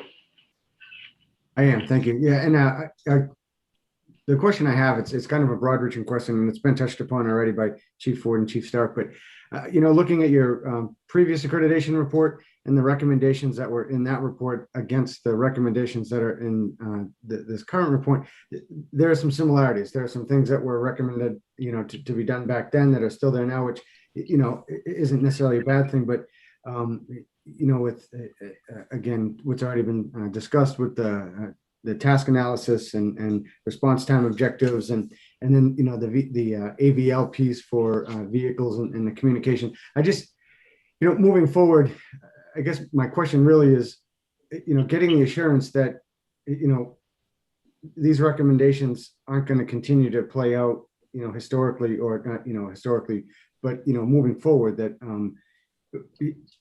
these recommendations are going to be tackled to the best of your ability. I can assure you that we are not a checkbox fire department. Take all these 15 recommendations very, very seriously. We have been, for the last couple of years, pushing through. We have some roadblocks working with another agency and some other agencies as far as getting some of this stuff done. But we have not put this on the back shelf in any way, shape, manner, or form, nor will we. Our intention is by the time we come up and for our 5th is to have all these things completed and taken care of to move forward. We're a little bit closer than we were, We just got to push a little harder. But our intent is not to just keep pushing these off year after year after year. Okay, great. Thank you. Appreciate that. I think Commissioner Arnold, you're up next. Thanks. Yeah, mine was related to the exhaust systems for the fire stations. That's in one of the recommendations. And, this is one of the things for, employee safety that I'm surprised that there hadn't already been a plan moving forward with getting those installed in the fire stations. And sorry that your city manager is not present, but I can't emphasize enough, and that's the part for the city manager, that I know you're working for putting it into the budget, but there really needs to be a strong recommendation from the city manager with a lot of emphasis on employee welfare to ensure that the city actually does approve the budget and move forward with getting that installed in your fire stations. Yeah, so first and foremost, the health, safety, and wellness of my personnel are the most important thing to me and to my command staff. When we first instituted our cancer reduction program, we did a hood swap and glove swap, but it was more important at that time when we were prioritizing was to get every member of the department 2 sets of bunker gear. We thought that they spent much more time in their bunker gear. Our bays are open bays, drive through, they're open most of the time. There are policies in place to keep the doors closed. They idle outside. We also have newer apparatus that have diesel particulate filters on them. And not that by any means is good enough. However, at the time, getting 2 sets of bunker gear were more important. I am happy to say that every member of this department has 2 sets of bunker gear. We have a decon policy. We have a clean cab policy. We have worked extremely hard to reduce the incidence of cancer. We're sitting here before you today with a 41-year-old firefighter who has never smoked, who has stage 4 lung cancer. So it is first and foremost. We have budgeted $250,000 for our next year's budget that has not been cut. We have already talked with 2 fire departments to look at a system. We had some challenges with changing our exhaust, but we were able to work through that. So our intention is to move forward with this as quickly as possible. We understand how important it is. Good luck with that. Thank you. Thank you. I actually don't see any more questions from Commission. So can I please get a motion to approve? Move to approve, Dirksen. Dirksen, second. Keating, thanks, Jim. I appreciate that. Any further discussion on Palm Beach Gardens? Not hearing any. Any opposed? Holland. Commissioner Holland, thank you. Breyer. Breyer, thank you.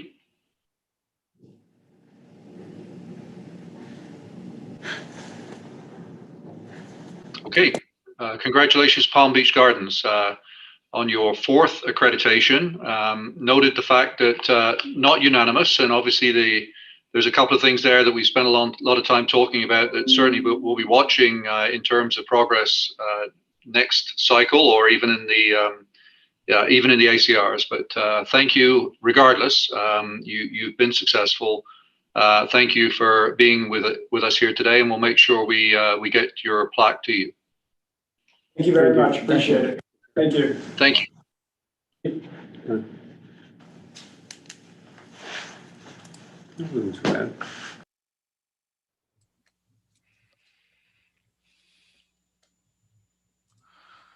All right, Winter Park's up next, and then we have a 15-minute break.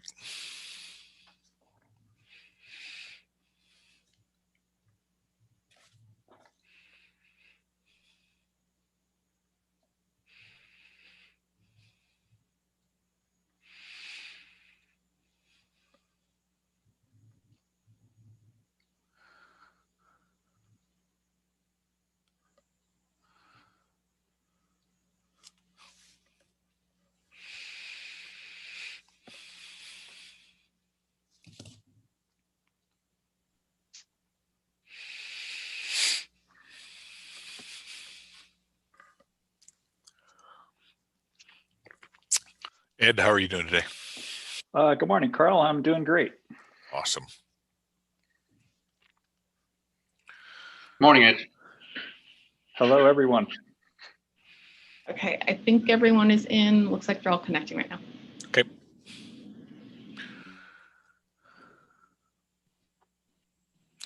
Chief Hagedorn, how are you doing? Good. Yourself? Not bad. All right.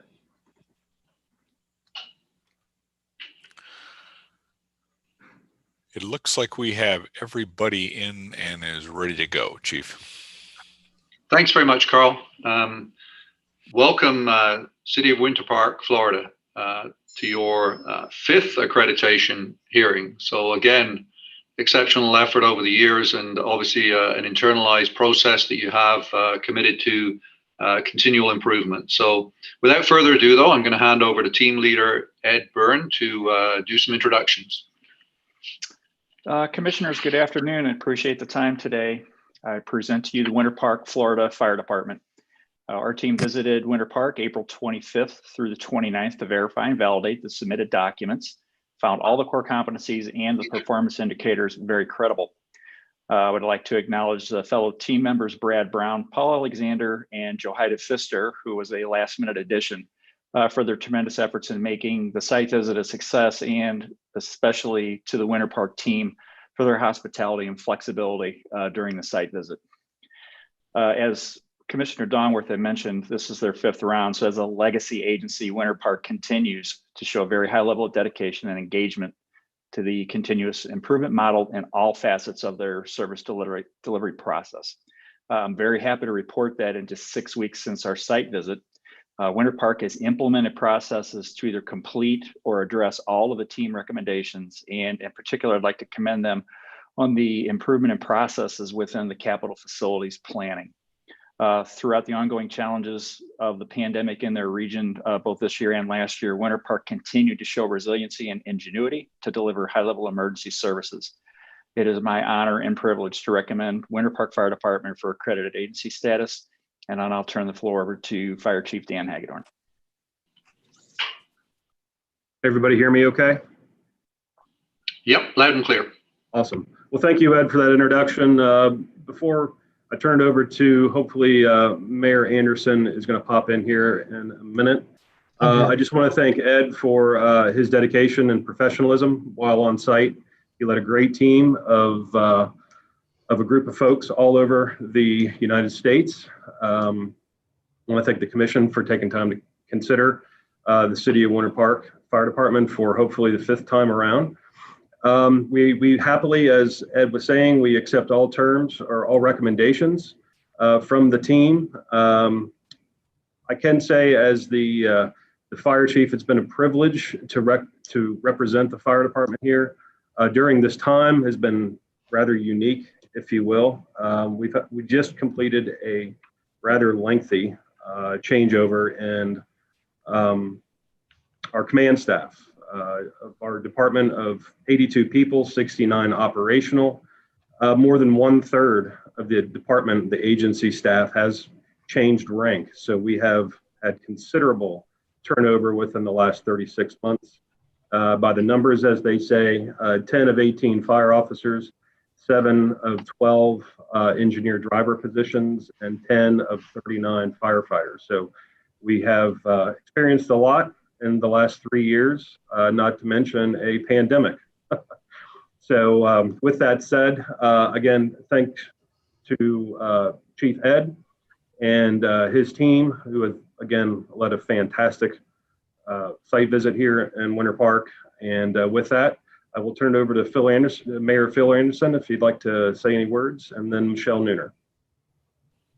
Sure, and thank you very much for helping us improve in a number of different ways. We're very, very proud of this department. We're proud of our chief, and we're proud of our team here. They have demonstrated a phenomenal capacity to grow and to make continuous improvements. And I think they attribute a lot of that capacity and a lot of that those changes to y'all's engagement and helping us identify those areas for improvement. So I'm just going to pass it on and just say that we're very proud of this team. And thank you very much for spending all the time and effort that y'all have done really getting to know this team and our facilities. And we welcome you down to Winter Park whenever you choose. Most of you will choose to do it during the winter, and come on down when it's right for you. So I'll turn it back over to Chief. Thank you very much. Thank you, Mr. Mayor. And also with us today is Michelle Nooner in place of our city manager, Randy Knight. Michelle is our assistant city manager, and I'll turn it over to her for a couple of quick remarks and then turn it back over to the commission. Hi, good afternoon. I'm Michelle Nooner, and on behalf of myself and our city manager, Randy Knight, I just want to thank you for considering us and tell you how much we both enjoyed meeting the team when they were here. And also I want to reiterate how significant it is that our chief officer team has managed not only to turn over and be completely successful at it, but also get through this accreditation seamlessly. So we couldn't be more proud of our team and the team that they lead. And every day we're thankful that we have the Winter Fire Department working for us. So thank you. And with that, turn it back over to Ed.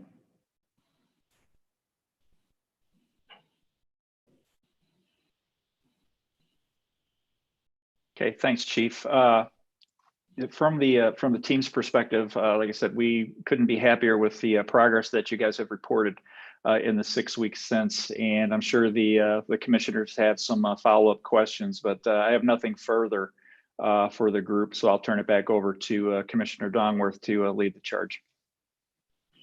Yeah, thank you. And also I wanted to recognize the mayor for being on the call today, as well as I think the assistant city manager. That shows great support from both the administrative and political wing of the city of Winter Park. Actually, coming from a Canadian winter, that sounds pretty attractive, Mr. Mayor, to pop down there. It's probably a bit of a contrast. But besides that, I wanted to, it's not often we do this, and we probably don't do this enough, where we recognize really positive practices from the reports that come across our desk. And I wanted to recognize Winter Park Fire Rescue Department and the team picked up on their interlocal agreement, their automatic aid agreement, as being a really strong, seamless model of response between a number of agencies. And so I just wanted to add my recognition, and I'm sure the recognition of the whole board, to Winter Park Fire Rescue Department for having or being party to such a solid automatic aid agreement. So thank you for that. Without further ado, though, I'm going to go to Chief Rhodes for the first question. Thank you. So good morning. It's still morning in the West, so or good afternoon. Mine is really more of a comment and what the future looks like. When you look at your gap analysis, they're really solid, very good, and in some cases you're exceeding those. So what is your thoughts about revisiting, revising, and looking at those for the future, just to continue to improve and challenge yourself for the future? It's the only one I really see they could probably stay as your moderate risk EMS, but the others can probably all be looked at. So that's really what I throw at you. Okay, great question. And to that point, we have part of our strategic plan is to transition to a more modern CAD system.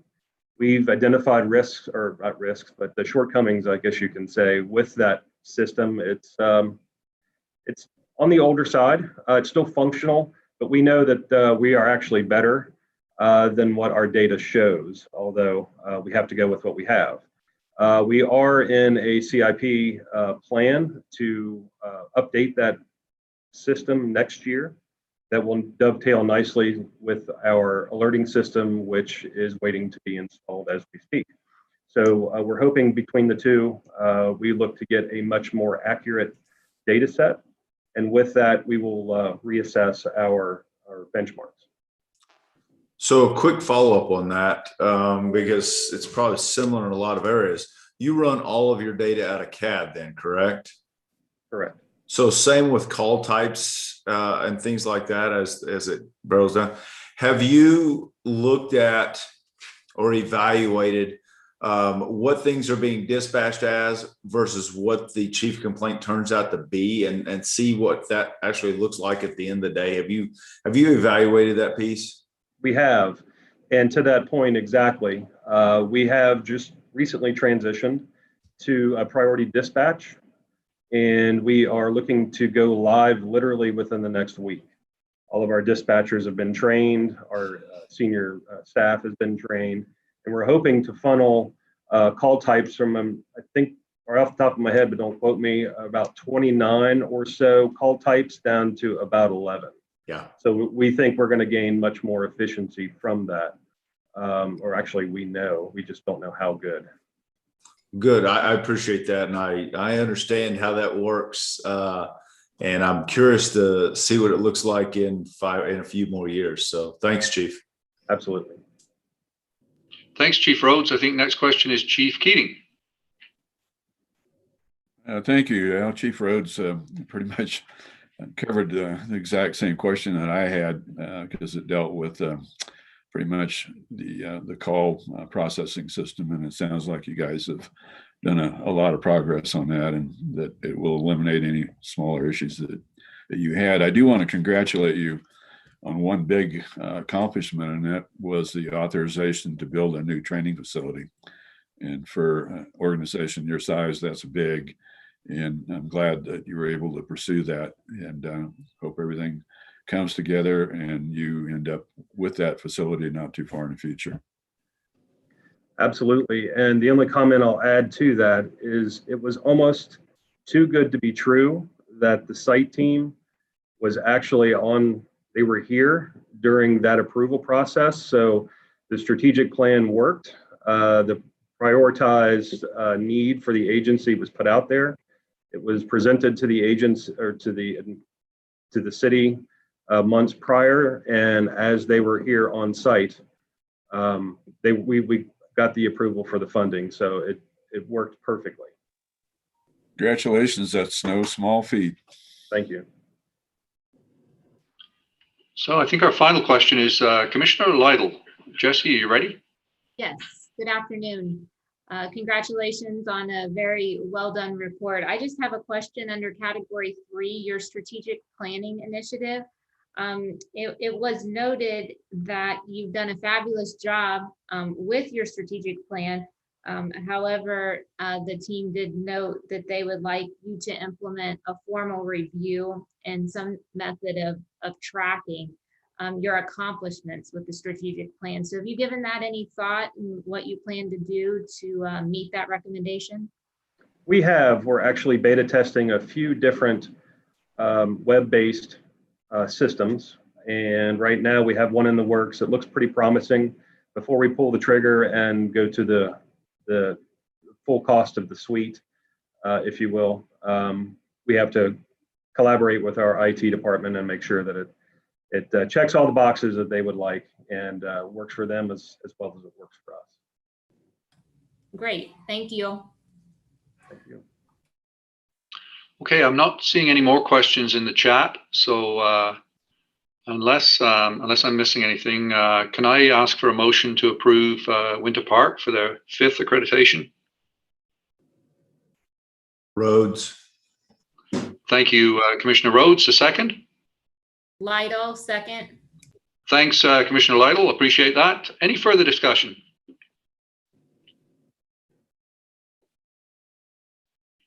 Any opposed?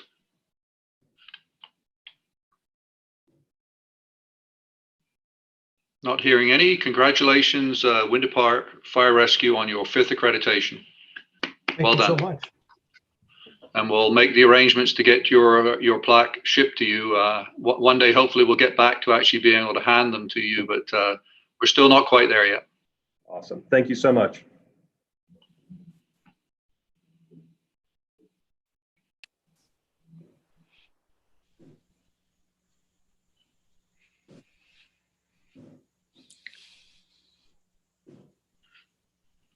Carl, did you want to break till like, well, I guess it'll be different for everyone, noon here, 1 or 2 or whatever it is for the rest of you, to the top of the hour? Your call. You want to top the hour? We'll start then, and away we go. Is that good with everyone? All right. Okay. Thank you. See you all at the top of the hour. You bet.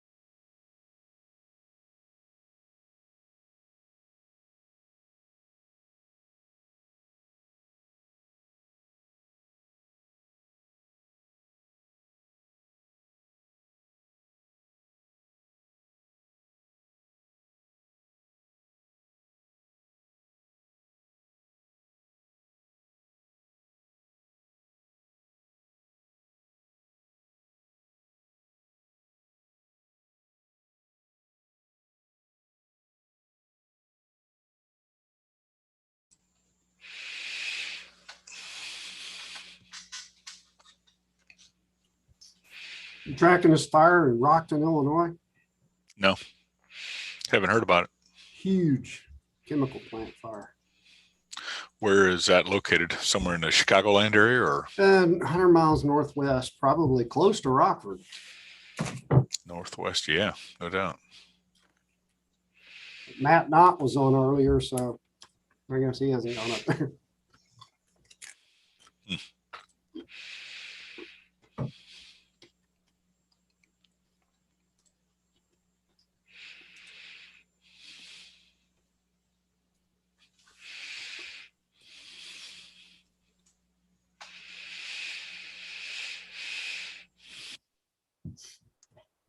What you been up to, Jake? Enjoying the nice dry heat of Arizona. Gary's going to be down there. What's that? Gary's going to be down there soon. It's this week. Don't come this week. It's going to be hot this week. So I'm in next week going to Tucson. do what? You're going to Tucson? Tucson. Hey, let me know when you're down there because we're always in Tucson for the grandbaby. So over the next couple of weeks, it's quite a bit. So let me know. Yeah, I'm teaching a workshop at Davis Monthan. I'm sorry about that. I'm sorry for Davis Monthan. Sorry for that.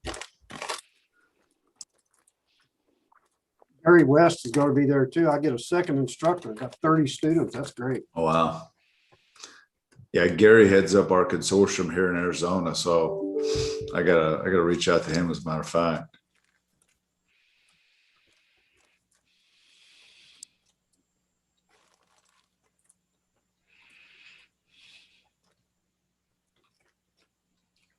Lunch. Had it early.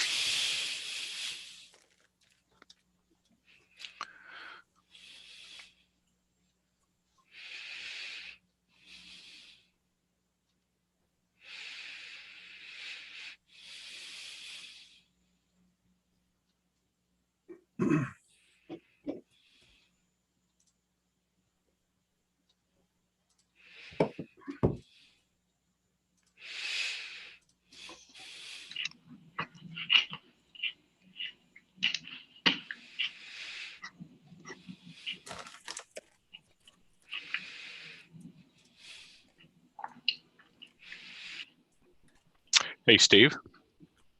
Hey, Carl.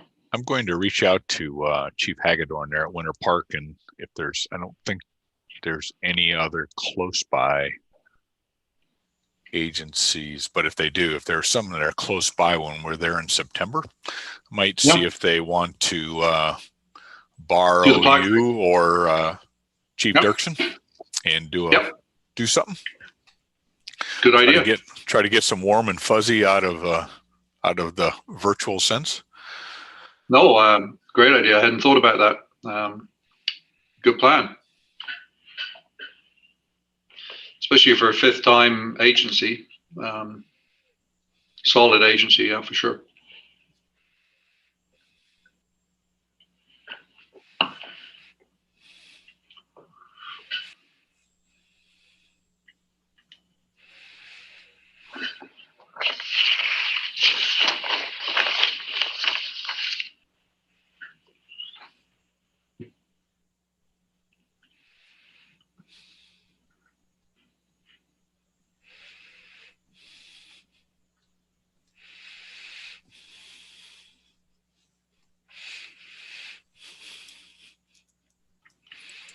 Hey, Carl. When South Metro comes up, I have to recuse myself because I was on their peer team. Do you want me to announce that, or how do you want me to do that? Chief Dongworth's aware, so don't say nothing, and we'll. Okay. I won't say from anything. Okay. Yep. Are we ready to start? We're at the top of the hour, and I believe we have 1, 2, 3. I have a quorum. Yes.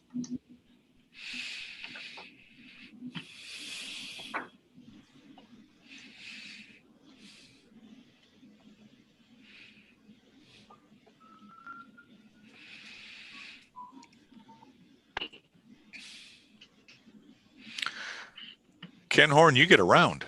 Yeah, I seem to be. It's too bad we couldn't get you to Naples, Italy, though, earlier this year, huh? Yeah, I was going to point out the fact that we did have Italian food pretty much every night that we were doing the site visit. So it felt like I was there. Brought the ambiance. Way to go.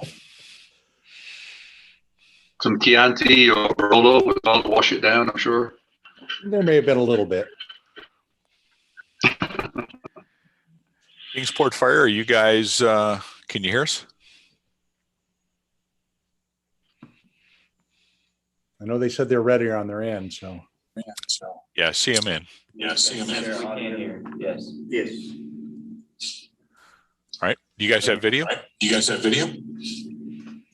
we see you. Okay. Can we see you? Sorry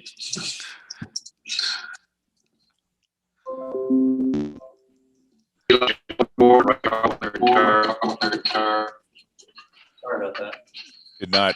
Did not hear you, Steve.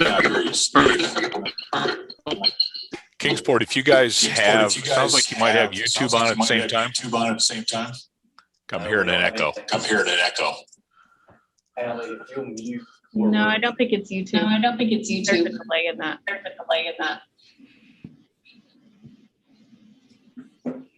Okay. All right, Chief Dongworth, we'll give it a try. I got a feeling this will be fun. Yeah, there's quite the echo going on the times you're at. Kingsport, I'm going to mute you right now.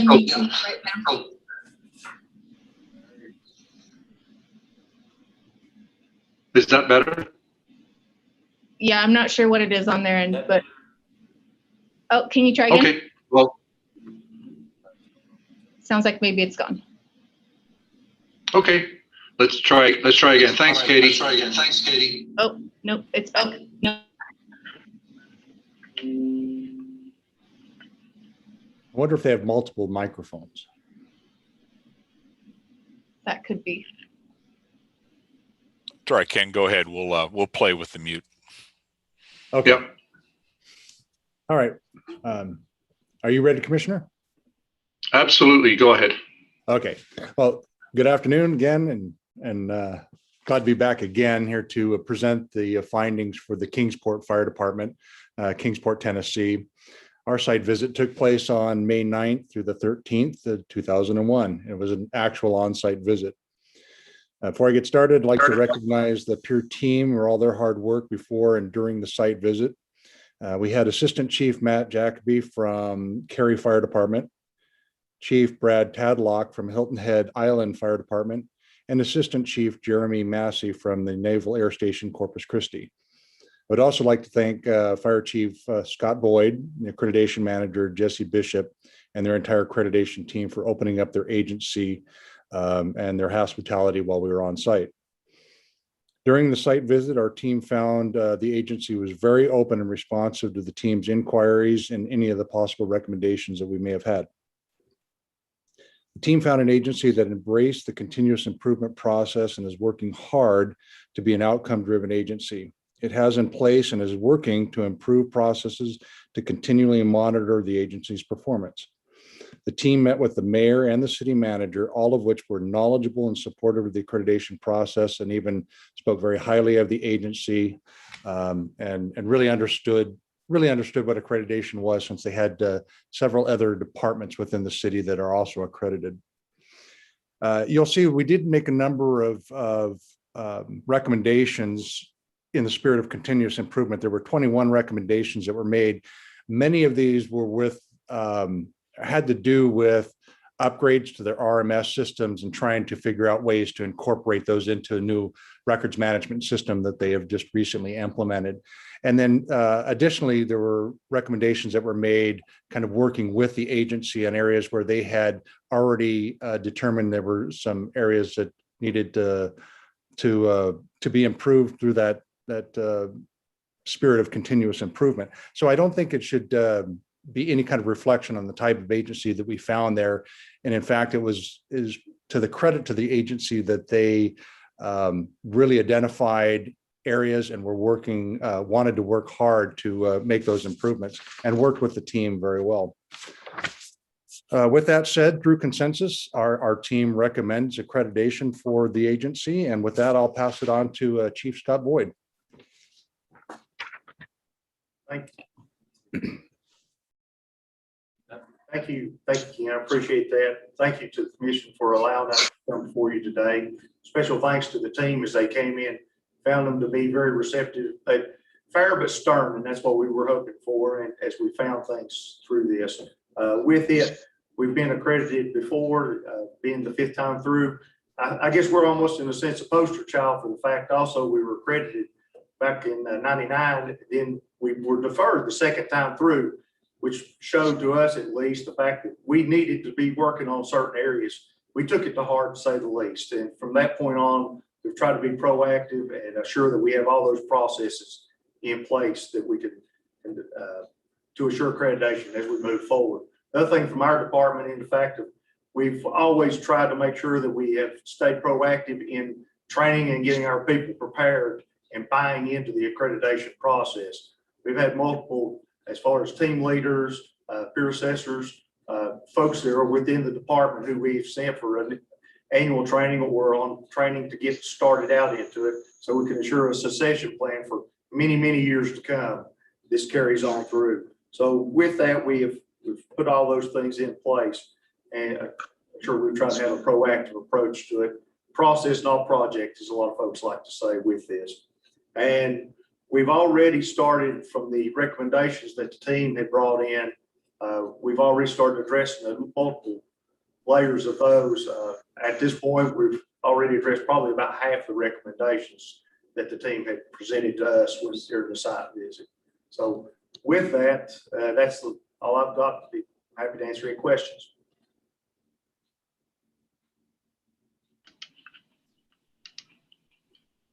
Thanks, Chief. I have a question here from Commissioner Holland. Thank you. It's actually it's 2 questions in one, but anyhow, I just the report talks about your PPE testing and inspection program. I was wondering if you could speak to that, because the report says that there's no national standards that are followed with regards to that. And then the other question I have is if you could speak to was on the reestablishment of an annual fitness evaluation. In the previous report, it appeared to be there appeared to be one in place, and now it doesn't appear to be in place. I was wondering if you could clear that up for me. Sure. To answer your PPE question, we basically had been using outsourced for a third party for some of those things as far as testing, things of that nature. We've recently gotten with some vendors, and we're trying to set up with the local departments within our region where we will be able to do that particular testing ourselves internally. We look to be able to have training to be able to do that where we get certified or licensed out, as well as purchase of equipment to do that on at least twice a year, or absolutely as gear becomes used and it needs to be tested in that capacity. To your second question, yes, you're exactly right. We have procedures in place that deal with physical fitness and with our existing employees. We use the CPAP for new employees, but for the existing employees, a few years back, we had got some recommendations when it dealt with from legal and risk within the city to temporarily suspend that. All we have right now is we've got the policies, we have the testing, we just have supplement, or in a sense, we suspended it for the time being. We're in the process of working with legal and risk to alleviate any of their concerns to be able to put that right back into place as soon as possible. Okay, thank you. I wish you the best of luck with that, because well, I don't think we need to explain the potential downfalls of not having an annual fitness program. I mean, with everyone that's here, I think we all know what problems or potential issues that could be down the future or down the road, but I wish you the best of luck with that. Thank you. Thanks, Commissioner Holland. Next question is from Chief Dirksen. Good afternoon, and welcome to the table again 5 times. It's impressive to see groups that have come through this many times and stuck with it. So thanks for your dedication to the process. My question comes back to category 9B on communications, and the report indicates that there's some buildings that have difficulty with radio coverage in there, and some discussion about bidirectional amplifiers. What do you adopt the International Fire Code first of all? Yes, sir. We did 2018. Yes, sir. Okay, and then do you write out any portions of it? Do you? I know some communities sometimes will just take an exception and not take the 510 section with emergency communications, because sometimes that gets to be rather expensive for a company to put into their building. Does your community take that exception? And are you able to force that in? No, they did not opt out for that particular section. We've been working on it. You know, I think it was identified 5 years ago in this particular one. At that time, we went out and identified within the community areas that needed the bidirectional amplifiers. With those, and you're exactly right, some of that just got down to some dollars for some of the businesses, and they chose not to, per se, enforce it or push it.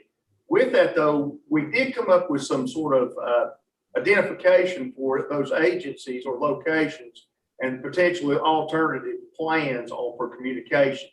One thing that we were going to go back and address again through our fire marshal's office when they do annual inspections to business, we're going to identify those again and see what we can do about implementing get the code enforced in that manner. If nothing else, to absolutely have safety issues potentially to be able to come up with plans for alternatives, be able to have that in place as a backup plan, hopefully. Sure. So you'll be working on a policy or procedures and training for your personnel on how to operate in those buildings that are difficult to get to, because we all have them.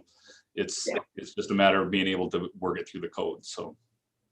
Yeah, one thing we're going to add to that as well is one thing they'll be identified prior to getting on the scene, and that information will be pushed over to all units prior to arrival, so that they will recognize the fact that that is a potential issue on an emergency scene. Okay. Glad to hear you're working on it. Thanks. Thank you. Thanks, Chief Dirksen. Yeah, I was going to ask the question on the fitness as well, but all the fitness evaluations, I saw that there in the report. And one thing I find is it depends on the risk aversiveness of your legal folks and your risk folks. And of course, I'm sure the case you're making is the risk of not doing them versus the risk of doing them.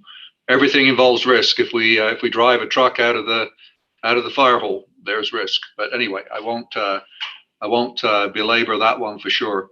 I'm not seeing any other questions unless I've missed any, and anyone else wants to jump in. If not, I'd be looking for a motion to approve.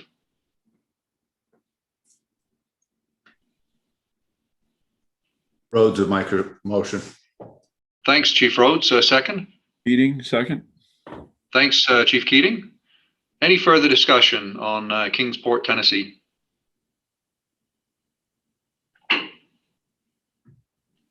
Not hearing any. Any opposed? Holland. Breyer. Thanks, Commissioner Holland. Thank you, Commissioner Breyer.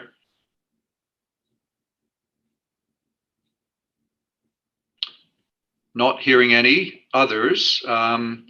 Thank you, Kingsport, Tennessee, for being here today. 5th accreditation, that's a significant achievement. As you've heard, we've got, it's not a unanimous vote, but you are reaccredited, and obviously, hopefully you can make some headway with those. I think the PPE and the fitness pieces would be the pieces that some of our commissioners certainly have concerns on. So we'll make arrangements to get your plaque to you. And again, thank you again for being here today and going through this process 5 times. Thank you so much. Thank you.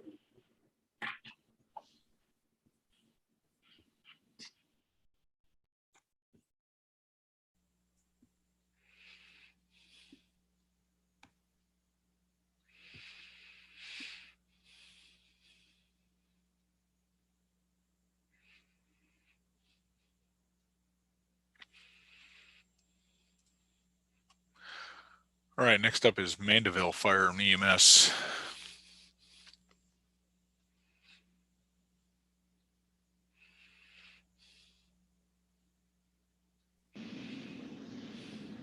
All right, looks like they're both in and connected. Awesome. White Graham, you're looking awful dapper. Hey, Carl, can you hear me all right? Everybody hear me? Yes. Yes, sir.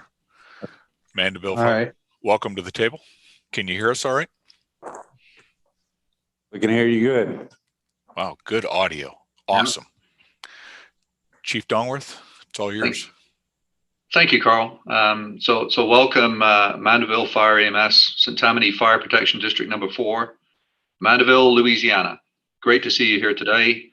Your first accreditation. So we've just done a couple of agencies in their 5th. Now we have an agency putting their toes in the water for the first time, which is exciting to see. And I don't mean to trivialize when I say that in terms of putting your toes in the water, but obviously stepping up to the plate to get into hopefully what will become a program and a process of continuous improvement.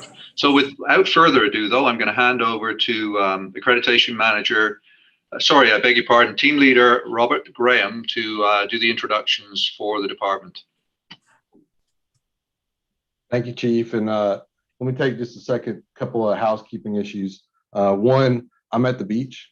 So if you see a 4-year-old come running through, I think my wife has her corralled, but she loves her Uncle Wyke, and I'll just leave it there. So we'll take a moment for family appreciation if she does come running through. Yep. But Carl, I'm actually at Ocean Isle today. So to the right of me is the beach. It's awesome. Second one, for everybody here and for those that are watching, we are looking forward to FRI in July, and that will be held in Charlotte, North Carolina. So on behalf of Chief Reginald Johnson, who also is a good friend of mine, we look forward to having everybody there. So if you have the opportunity to come to Charlotte, the Queen City is excited to reconvene our FRI. So, and I'll go ahead and get started. I know I'm following Ken Horn, which is always a tough one. Good afternoon. My name is Robert Graham, peer team leader for the St. Tammany Fire Protection District number 4, also known as formed to verify and validate Mandeville's accreditation process. The team reviewed their documents, and in May, we conducted a site visit. In addition to myself, the team included Deputy Chief Joe Powers of the Charlottesville Fire Department, Lieutenant Jeff Beam of the Zionsville Fire Department, and Assistant Chief Shane Simone of the Temple Terrace Fire Department. This morning, or this afternoon, Mandeville is represented by William H. Bill Dobson Jr., the chairman of the Board of Commissioners for the district, David Lindsay, vice chairman of the Board of Commissioners, Ambrose Amadi, a commissioner on the commission, Kenneth Moore, the fire chief, Jason Frosch, who is, in addition to being the chief of training and safety, an excellent accreditation manager. And anybody has ever been an accreditation manager, that is a very tough job. Clint Ory, the assistant chief in administration, and members of the Mandeville Fire and EMS accreditation. Hey, Wyke, your bandwidth is not supporting video. How about just turn your camera off? And if you see them down there, observed a strong commitment. The peer team observed a strong commitment by the agency to the accreditation process.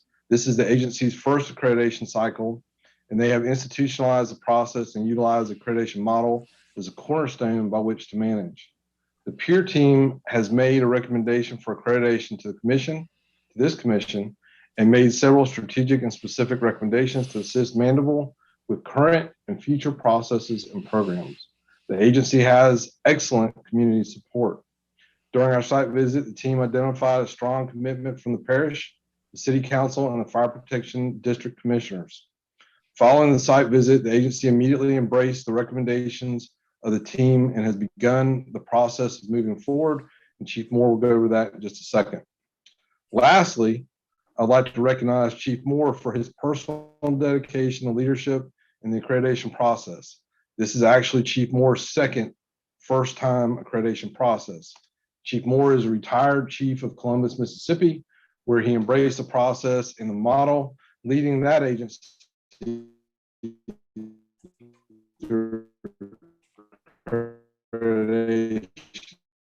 Columbus completed their second process 2 years for Columbus, Mississippi in 2019, so I got to hear the great things about Chief Moore.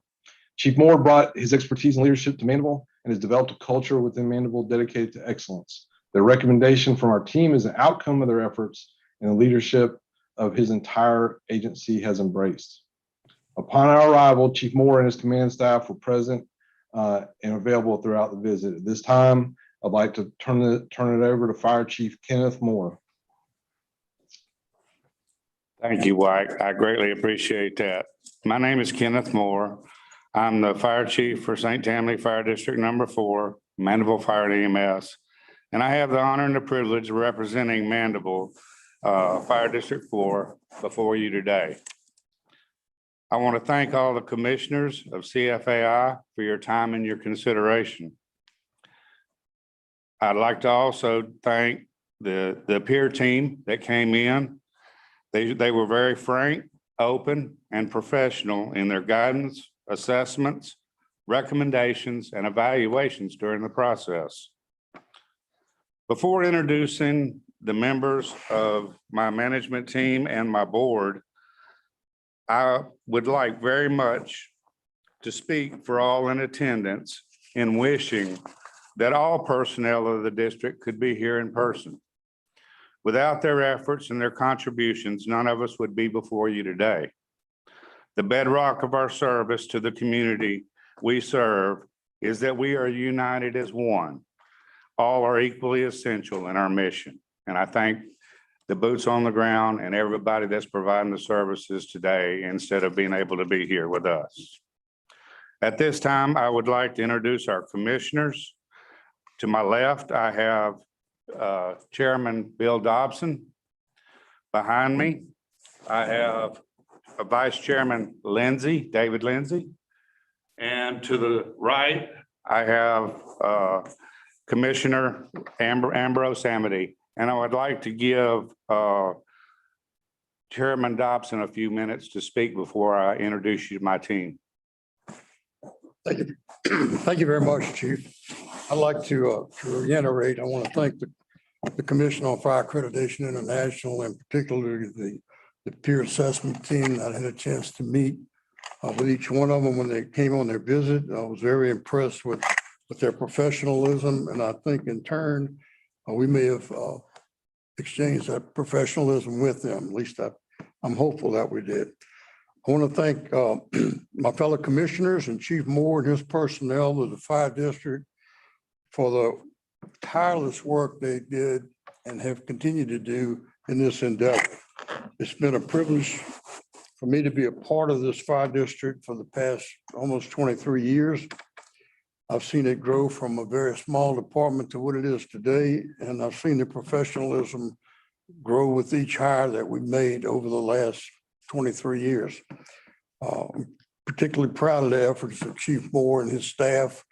They're unsurpassed in my opinion.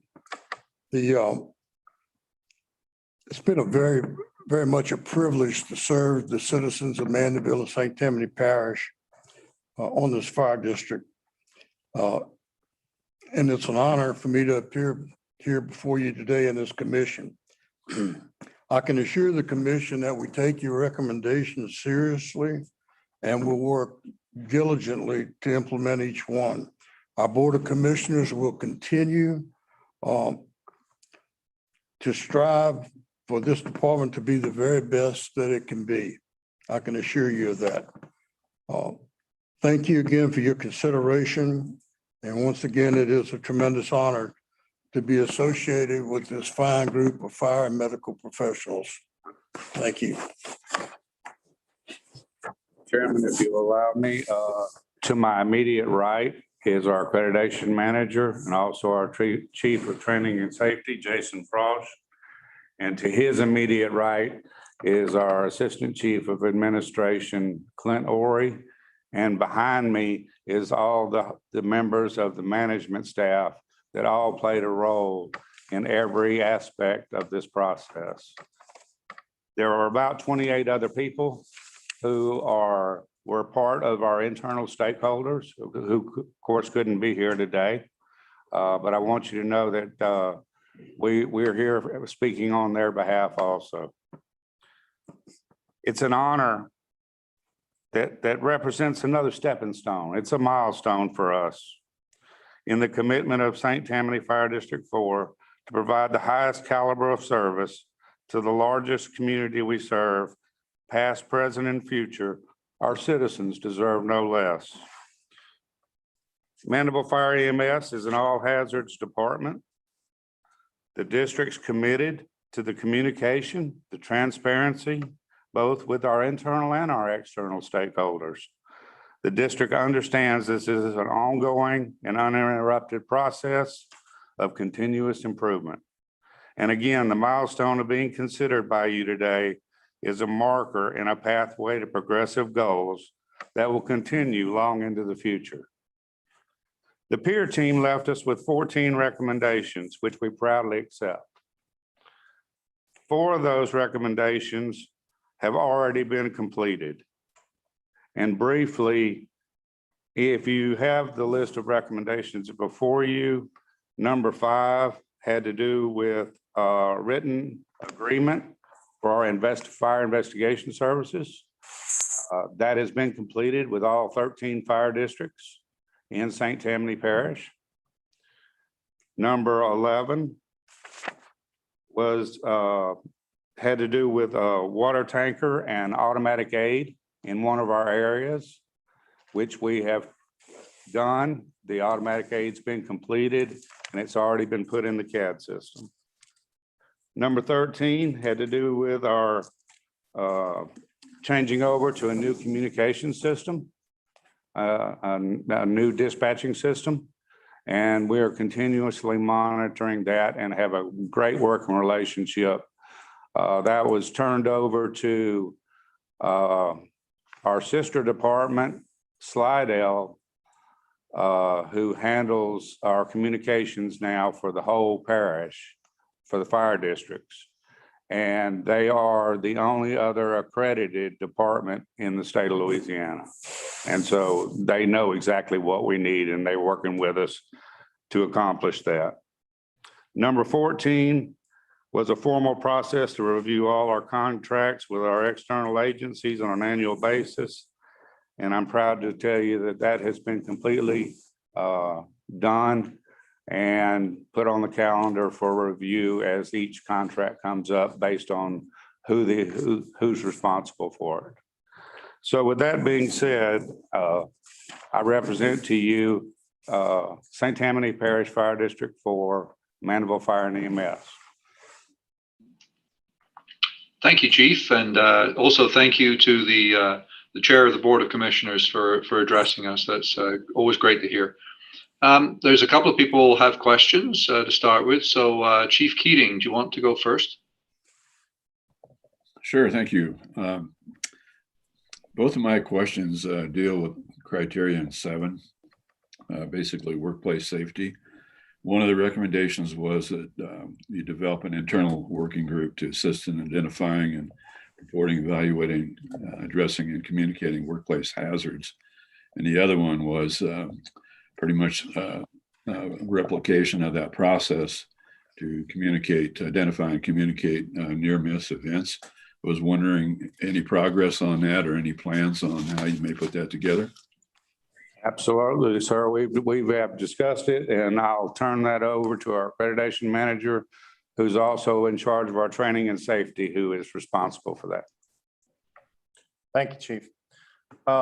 What we've moved forward with it so far. We have a policy now, illness and injury prevention program policy. And this identifies that the health and safety officer and the chief of training and safety help form a safety and health committee within our agency. Within that committee, there would be identified safety coordinators that would go forth and look for those near miss and safety issues. Additionally, we'd like to put together a system where members of the department will be able to scan a QR code, and that would bring them to an area where they could anonymously report any near misses so that it's reported to that safety committee and to the health and safety officer and to the chief of training and safety. And again, it'd be anonymous when they report it. Thanks. Very glad to hear that you guys have taken that really serious and kicked it around and have come up with a plan and plan to implement that plan. So thank you very much for that answer. Commissioner Izzo, I think you're next. Sal. Thank you. Congratulations to the department chief for on this accomplishment and showing determination for continuous improvement. My question has to do with criterion 9A, which you already did address, Chief, on the placement of automatic aid into your CAD system for that small portion of your service area. So there were, I see in that in the report that you had three methods. You do have extended hose lay capability, as well as the request for mutual aid for tanker support. So am I to assume that to address that area on the automatic aid for response to that area, is that automatic, that the request for the mutual aid for the tanker would be in case you needed additional water capability for the to add to the initial response on the automatic aid? Is that accurate? Yes. Chief Orey, would you like to address that? Certainly. So we already had automatic aid in place for tankers in the north of Interstate 12, a specific area. This one area identified is just south of that. So we added that into it. So in our northern area where there are less hydrants, we in our pre-planning and in our we use a system called Streetwise that shows where the water sources are, not just hydrants, but also draft sites and dry hydrants. And so there were two that were identified, one hydrant on the highway leading into this area where the automatic aid is, and then there was a draft site there. So the automatic aid would now be automatic. That tanker would respond with 3,500 gallons in addition to our normal ERF for that type of incident. This is all residential. And then if we needed to, we could expand upon that with mutual aid. But we feel like with the hydrant, a good hydrant at the highway and the amount of large diameter supply hose we have and the additional draft site that we have at near the north east end of that subdivision and the tankers, we have adequate water supply for residential protection. Perfect. Thank you. Chief Rhodes, I think you have the last question here. Mine is over your performance gap analysis, and you may have addressed this a little bit, but your times are really good. If you look at the majority of your times for fire and even EMS, your baseline compared to your benchmark is getting pretty tight, which is a great thing for performance. But what are your plans for moving that your benchmarks down and challenging yourself even a little bit more with that continuous improvement model? What's that look like for you? So what we've come up with, or what we came up with initially, wasn't just a 1-year annual plan and change. It was a 5-year projected benchmark that goes out until our reaccreditation, with the ultimate goal getting within the NFPA 1710 times. But we're just taking a little bit at a time. So we already have those 5 years of goals written all the way out where we'd like to be.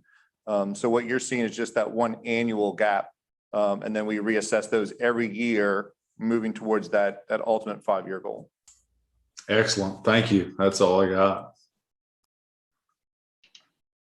Thanks, Chief Rhodes. I'm not seeing any questions from any other members of commission. And with that said, can I get a motion to approve Mandeville Fire EMS and Tammany Fire Protection District?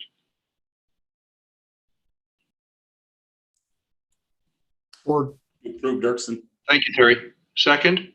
Rhodes a second. Rhodes. Thanks, Commissioner Rhodes. I appreciate that. Any further discussion?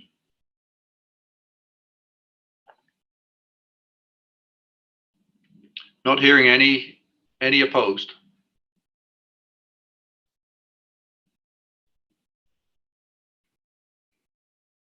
Congratulations, Mandeville Fire EMS and Tammany Fire Protection District on your first accreditation, and we'll get your plaque in the mail, I guess, given that we don't get to meet for real. So well done, thank you. We appreciate it.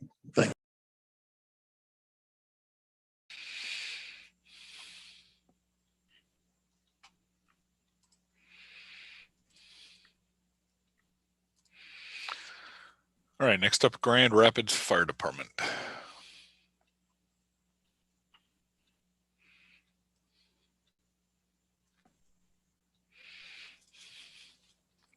Hey, Carl, you got me? Yes, sir, I do. Hey, Craig. How are you doing? Good, and you? Oh, I'm doing well. Thank you. All right, I believe they're all in and connecting right now. All right, thanks, Katie. Thanks, Kate.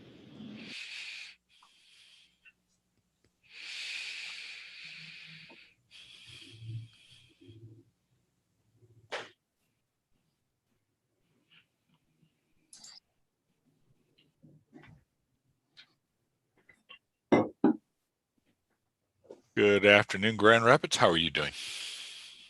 Good afternoon, Carl. Looks like we got good sound, good video, and we got a team leader ready to go. So Chief Dongworth, it's all yours. We are good to go. Welcome, Grand Rapids Fire Department, Grand Rapids, Michigan. Second accreditation. Let's hand it straight over to team leader Craig Rollins to do the introductions, please. Thank you. Thank you. Good morning, good afternoon, depending on where you are, Commissioner Dongworth and the rest of the commissioners. I had the privilege of serving as the team lead for Grand Rapids Fire Department.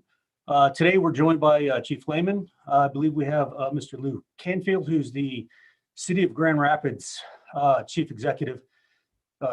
of Staff for the Executive Leadership. We have Deputy Chief Ron Tennant, Deputy Chief Todd Vanderwall, Assistant Chief Brad Brown, Captain Scott Gray, who's the Accreditation Manager, Lieutenant Alex Haynes, who's the Assistant Accreditation Manager, and Alexandra Baszler, sorry if I messed up her name, who is a Performance Management Reporting Specialist, the central hub for all of the data that this team uses. In March of 2021, the peer team was convened to review and assess Grand Rapids Fire Department. Throughout the initial document review, the peer team found the documents to be of very high quality in terms of content, structure, and compliance with the CFAI model. Additionally, the Grand Rapids team was very responsive to all questions and comments. We approved the documents fairly quickly. The site visit occurred from May 2nd to May 6th of 2021, consisting of myself, retired Chief Michael Kellebrew, and Assistant Chief Greg Rogers. The city of Grand Rapids was chartered in 1850, covers 53 square miles. It's located on the banks of the Grand River, just east of Lake Michigan, with an estimated population of just over 200,000 residents. Grand Rapids has also been known as Furniture City, and most recently Beer City, USA, and some might say world famous. Grand Rapids Fire Department is a medium-sized ISO Class 1 full-service first responder municipal fire department with a minimum daily staffing of 47. All suppression apparatus are staffed with 3 people. Grand Rapids operates out of 11 fire stations with a total staffing of 201 personnel, 192 uniformed and 9 civilian. The accreditation team consists of members from all ranks to include representation of Local 366. When on site, the peer team observed a strong commitment by the Department for the CFAI accreditation model, in particular its commitment to continuous improvement through the implementation of lean methodologies and practices. To ensure appropriate succession planning for the accreditation manager position, the previous accreditation manager actively supported the current accreditation manager through this process. The current accreditation manager has a support team of one of its members who will be selected as their replacement for the next accreditation cycle in 5 years. 3 members of the department actively act as peer assessors. And these approaches ensure continuity and more direct access to quality improvement with similar organizations and the engagement of a broader spectrum throughout the department. The peer team had meetings with the city manager, president of Local Firefighters Association, 366. Individually and collectively, they all expressed a long-standing interest in the process, have been engaged and involved from the outset of the department's journey towards accreditation. This clearly is a commitment to continue to follow and support the implementation of identified opportunities for improvement.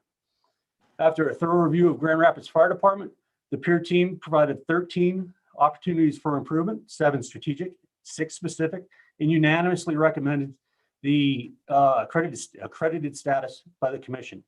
I'd like to present Chief Lehman for a few comments. Thank you very much. On behalf of the men and women of the Grand Rapids Fire Department, I'm happy to represent us through this process and would like to thank the CFAI board members for their time and efforts to continue the accreditation process and the professionalism of the fire service. I'd like to thank Chief Rollins and his peer assessor team for their work here in our organization.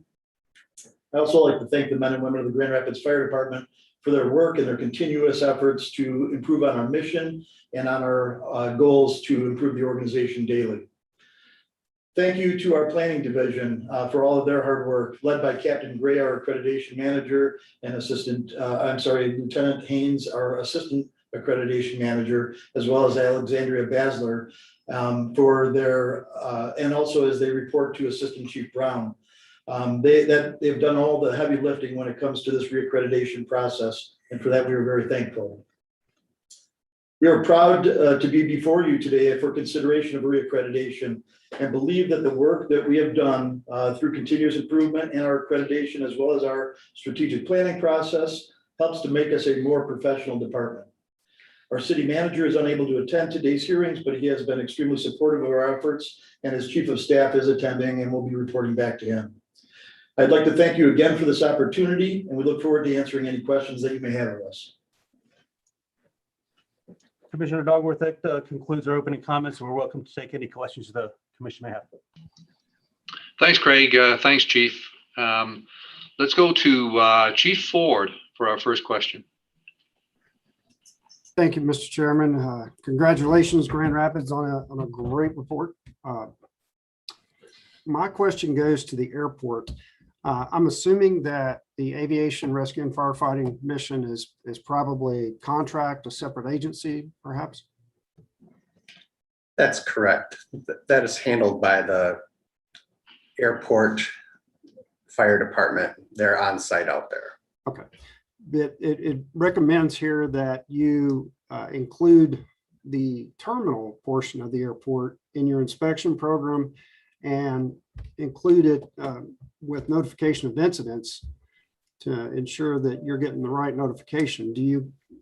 Does the city handle the terminal fires and then the airport department handle the aviation assets? We'll turn that over to our operations chief. Yeah, that is correct. We are responsible for the terminal, and then they handle the airfield, but they'll respond primarily or initially on all calls out there. Okay. So are you making efforts toward the 2A2 recommendation to include the notification for the incidents in the planning zone out there? Yes, we've had some conversations with the Chief Gutierrez at the airport. We've also had some discussion internally with our team, and we want to more formalize the agreement that we have with the airport so that we're aware of all the incidents that are happening there. All right. Thank you, Chief. Thanks, Chief Ford. Chief Dirksen. Yes, good afternoon. Welcome to the table, Grand Rapids. My question is in regards to your training facility, being that you've been identified as an area for redevelopment, do you have a place picked out, and are you working on funding for that? Because I'm working on one of those projects right now, and funds are a lot harder to get a hold of. So what is your plan going forward?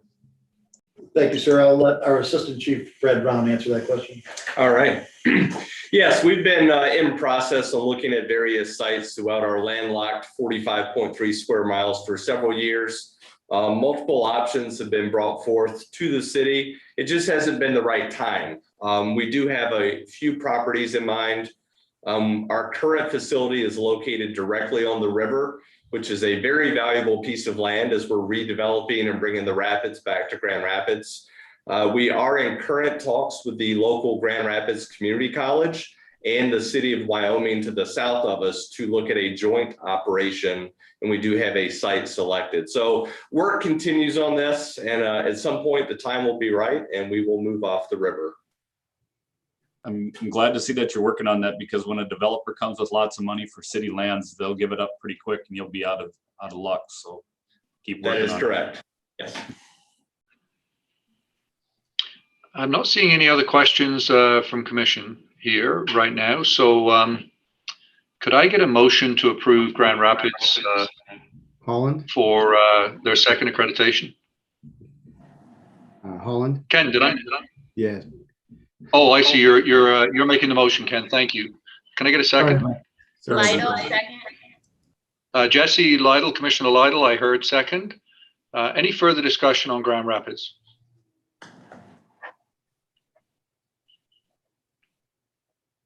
Not hearing any. Any opposed?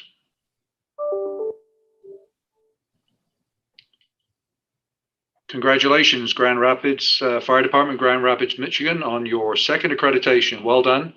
And we'll make the arrangements to get the plaque to put on your wall, along with your first one, presumably as soon as we can here. Thank you so much. Very much. Thank you. Congratulations.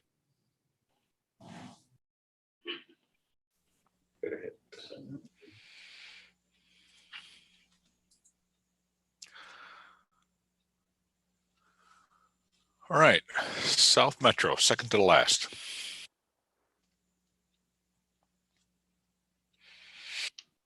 that Chief Lombardi's department? No, that would not. Okay. I must have the wrong metro. Sorry. West Metro is Chief Lombardi. Wrong compass point. Correct.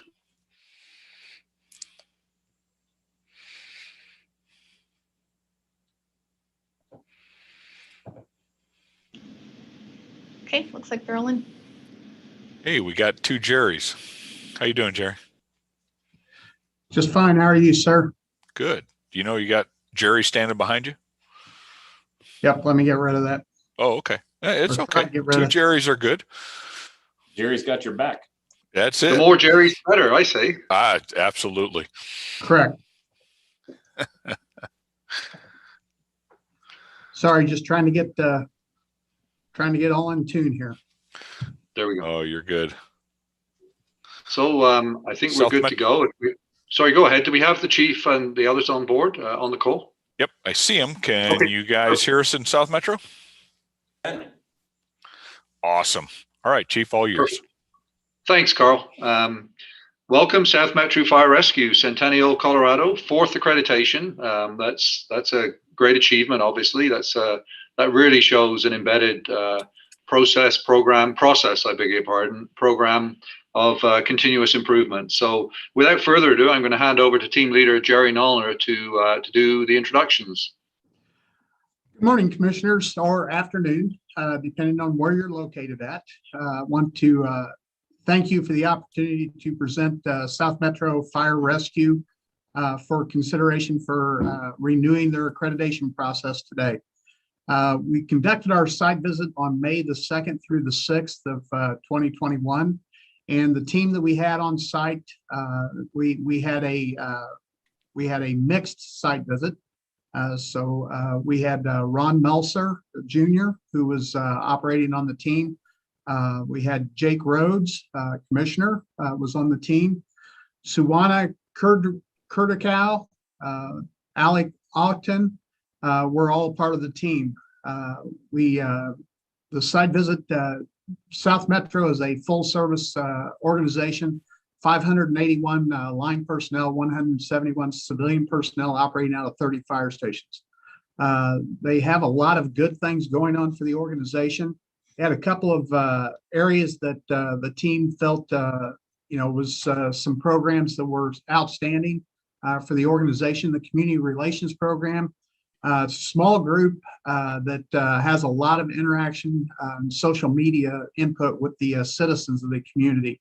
And that very well organized, very good group, small but very powerful in what their capabilities are. The other thing is their health and wellness program. Even though that's not it's a program that's in the 11th edition, we still cover it in the 10th edition, and we're covering components of it in the 9th edition. But they've expanded beyond that, and very good program, well laid out. very well managed for an organization of their size and that. But I think that's probably about enough for me at this point in time. I'm going to turn it over to the fire chief and let him introduce the team that's in the room with him today.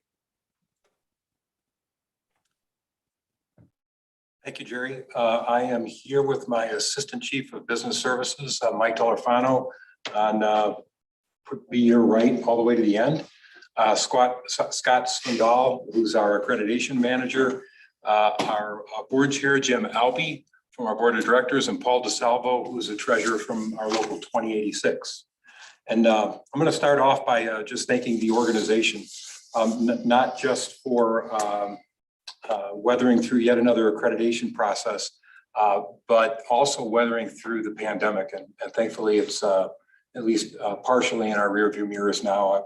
I'm looking forward to being completely in our rearview mirrors. And so 2020 was a difficult year, and it came on the heels of another difficult year in 2019. In December, we lost our operations chief, Troy Jackson, to job-related cancer. So the organization went through quite a process there. He had been sick for many years and still on the job. And so on the heels of that was the pandemic and then this accreditation process. So a lot of resilient people here at South Metro. I'm extremely proud of them for putting the work into the accreditation process. Scott did an exceptional job. I know how much work that was because I was our accreditation manager at Parker Fire Protection District in 2003, and I know what kind of a commitment it takes to lead an initiative like the accreditation process. This actually is, although it's our 4th accreditation process for South Metro, it's actually our 8th accreditation. And why I say that is South Metro is a conglomerate of multiple other agencies, 3 of them that were accredited on their own. I believe that when Parker and South Metro combined, it may have been the first time that 2 accredited agencies combined to form one agency. And then when we combined with Cunningham several years ago, it was a combination of 3 accredited agencies to form one agency, which is now South Metro Fire. A thank you to the to CFAI and the Commission on Fire Accreditation International. Also want to thank Jerry, Chief Nolan, very professional. He and his team, they did a great job. I especially appreciated their insights and interaction with our folks at South Metro. We gleaned a lot more than their 14 recommendations based on the interaction that we had with them. And we really appreciate their engagement and their professionalism, especially appreciated Suwana calling in from out of the country. That shows a real commitment to the accreditation process. So we've begun work on the 14 recommendations that we have. We embraced them and felt like that they were appropriate for our agency. And now I think I'll shut up and give Director Albee, he's our board chair, an opportunity to also address the commission. Thanks, Chief. Yeah, my name is Jim Albee. I'm the chairman of the board here, the board of directors for South Metro Fire. And most of my comments would echo a lot of what Chief Baker just mentioned. You know, our 7-member board is elected to represent over 500,000 people that live in the district. And the board highly values accreditation, foremost as it being an objective, independent evaluation with a thorough process that reviews much more than just the operations of the department. And so our hope is that accreditation gives taxpayers comfort about the effectiveness of the organization that serves them every day using their tax dollars. I would take an opportunity here to reaffirm the statements that were included in the accreditation report, particularly in the executive summary as it relates to the board, and reaffirm that our board does have a longstanding interest in the accreditation process and a commitment to continue to follow and support the implementation of the identified opportunities for improvement. And then I'll wrap it up by echoing a lot of what Chief Baker said. I'd certainly like to thank the commission and the peer review team for their work and their commitment to objectively evaluating our organization and identifying and recognizing the things that we do very well at, and also the areas where we can improve. Thanks to Scott and the entire accreditation team that managed and led and participated in this process in a very trying time. as Chief Baker mentioned, and that got us to this meeting today. And then finally, just recognition that the process that we're going through today tells the story of the dedication and the good work of roughly 750 people here, whether they're online or whether they're on the staff here and civilian staff. And as always, the board would like to recognize and thank them for the hard work that they do and the commitment that they have every day to serving us. And with that, I'm done. Okay, thank you, Jim. We're available for questions on recommendations or anything else you might have questions on. Thanks very much, Chief, Chairman of the board. We've got, I've certainly got Chief Dirksen here with a question to start with anyway. Good afternoon. Welcome to the table for the fourth time, I believe it is, for your agency. And again, thank you for showing a path forward in how we can bring accredited agencies together, and hopefully that helps with the process and things like the bringing together of different fire departments like you guys have demonstrated. And thanks for your leadership on that.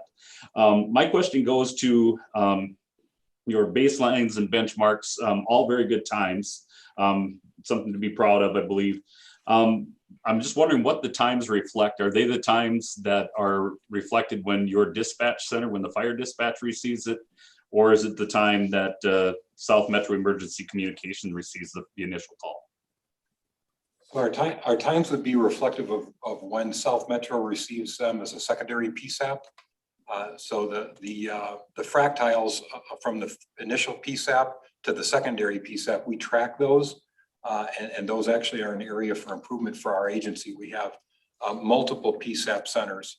I'm not sure the total number, 9, 8. It's closer to 14. Oh, I guess 14. So multiple PSAP centers and tracking those times we've been doing for quite some time, improving on the PSAP to PSAP transfer times. We've made some improvements there, but we still have some ways to go. And do you have a plan going forward then how you communicate that to your 500,000 residents on the time that it takes? We don't really have a plan for communicating it to the residents, but we do have a plan for improving it at the PSAP centers.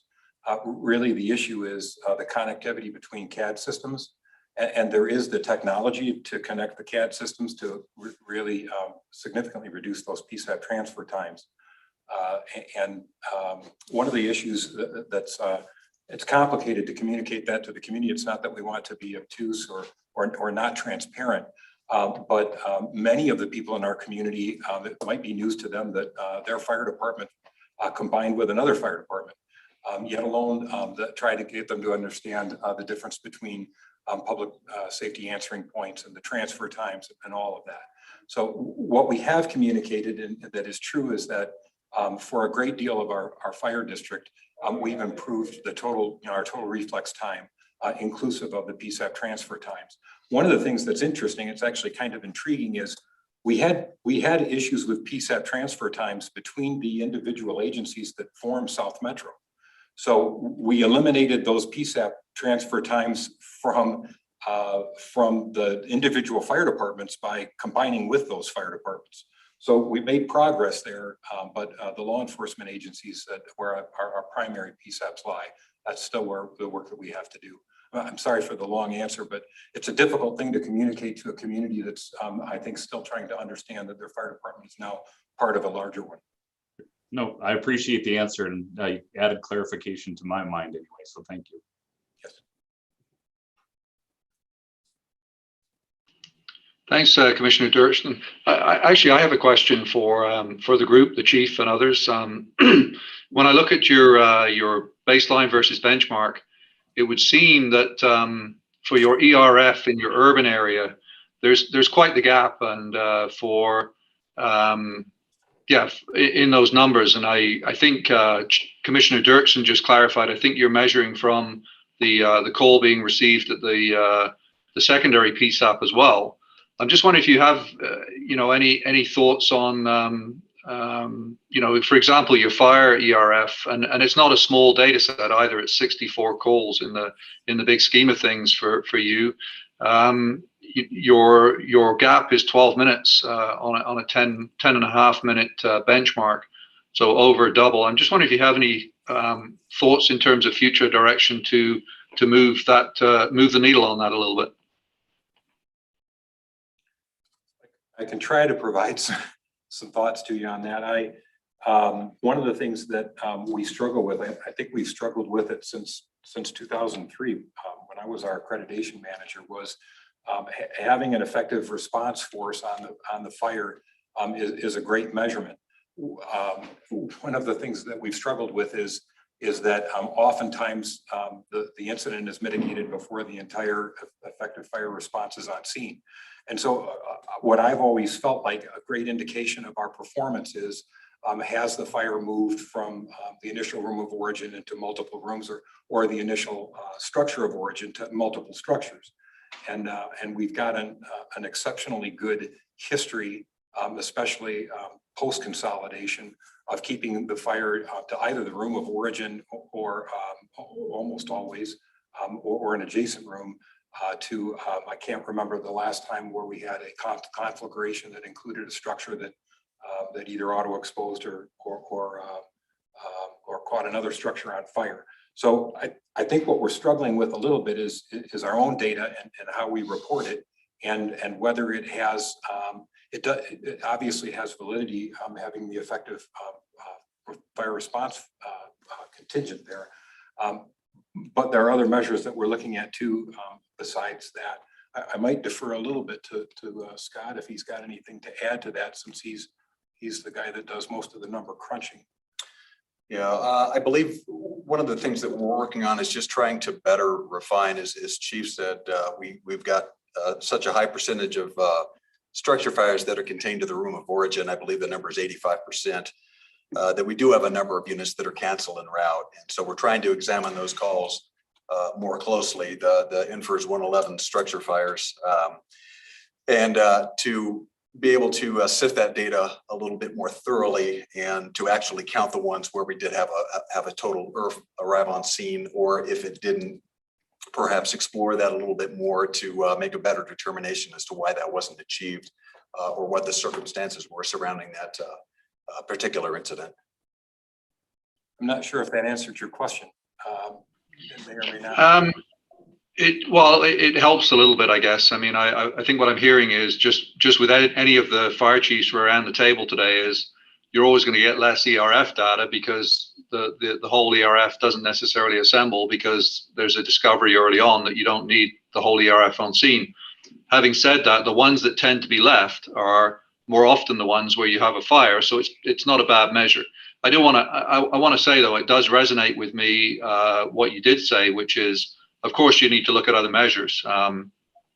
Confinement to the fire is a much more qualitative measure in some ways than a quantitative measure, like how quickly do we assemble the force. But I have to say a little bit as well, though, that that is presumably that's a benchmark that you communicate to your community. Maybe not. That's an assumption, and you are quite a ways outside that. So I can't help but remark on the fact that you're a little ways off there, regardless of how well you're doing on some of the other measures, particularly when you think about the safety implications of having a full ERF, which gives you the ability to have RIT safety teams, or whatever you call them in your jurisdiction. So I'll leave it at that, though, and I'll just have one more ask of the other commissioners whether they have any questions. I don't see any others in the chat.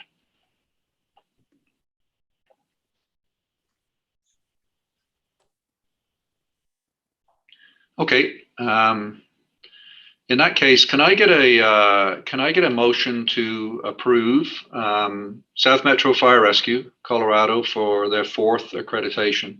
You need a motion? Thank you. I got Dirksen, I think, making the motion, and then Keating second. That's it. Perfect. Any further discussion?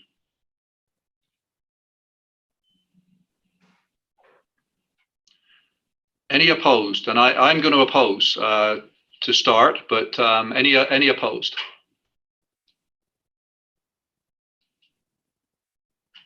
Not hearing any others. Congratulations, South Metro Fire Rescue Centennial, Colorado, on your 4th accreditation.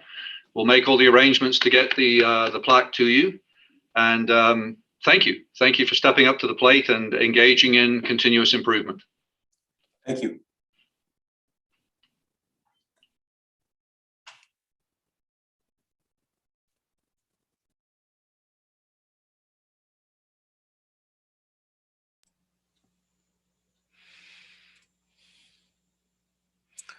All right, last one is High Point Fire Department, North Carolina.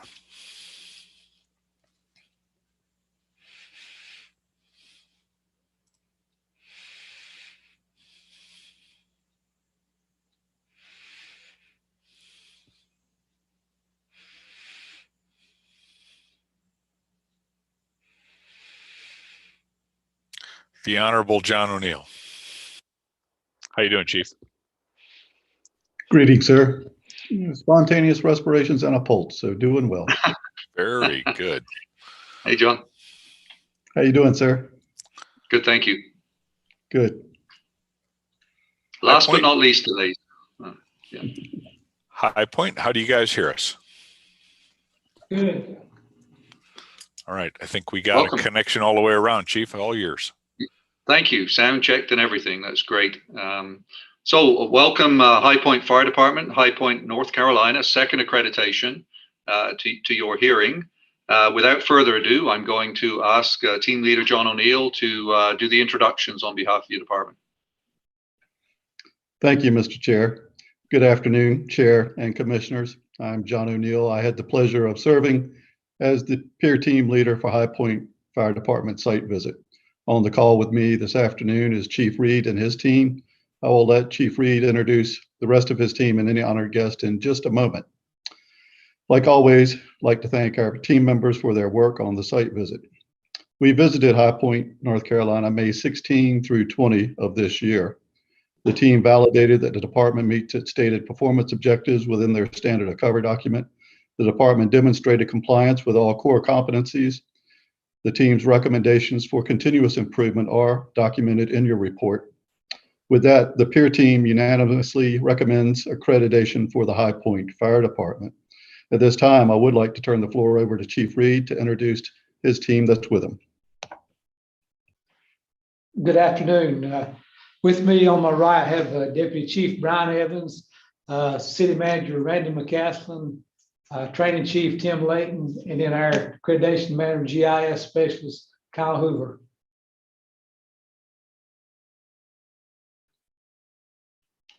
Thank you, Chief. Did you want to make any comments at all before we start, or? Yes, sir.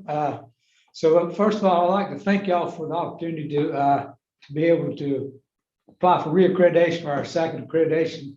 It's been a good program for us, the continual performance improvement, as well as our ISO data. We've used it from the last five years to gather what we've done to move forward and put new things in place, as well as continuing to address the needs of our community. I'd like to thank the fire department, all our personnel. I'd like to thank city management for standing behind us and pushing us and being on board with what we do to try to make our community better, safer, and deliver quality service. I do want to thank this team that's with me, especially today, especially our GIS and our accreditation manager, Kyle Hoover. He is a tireless worker, does an endless job, and very, very good at what he does. So he is the brains behind what you see here today. But so now I'd like to give Mr. McCaslin, City Manager, opportunity to say a few words. Good afternoon. My name is Randy McCaslin, and I'm the city manager for the city of High Point. Just want you to know that we are very proud of our fire department. They do an excellent job for our citizens. We do a biannual survey of our citizens, and each time that survey, we received those survey results. The fire department is ranked as certainly, if not the top, one of the two top departments in the city. So we feel like they've done an excellent job for our citizens. The mayor, city council, and city administration fully support this accreditation process, and we look forward to your review.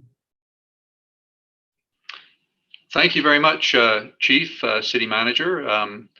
Is that good now for introductions, Chief Reed, or do you have any others? Yes, sir, we're good. Thank you, sir. Thank you very much. I appreciate that. I have a couple of questions for Commission lined up here. So first of all, let's go with Chief Ford. Good afternoon. Congratulations on a solid report. My question goes to category 2 with respect to the core competency for critical task analysis. How are you making out on the recommendation to validate the CTA for each category and risk class? So Kai, you want to talk to him about the docket? Excuse me. Yes, sir. We're instituting a software named Reiki. We have formally returned it docket here at the city.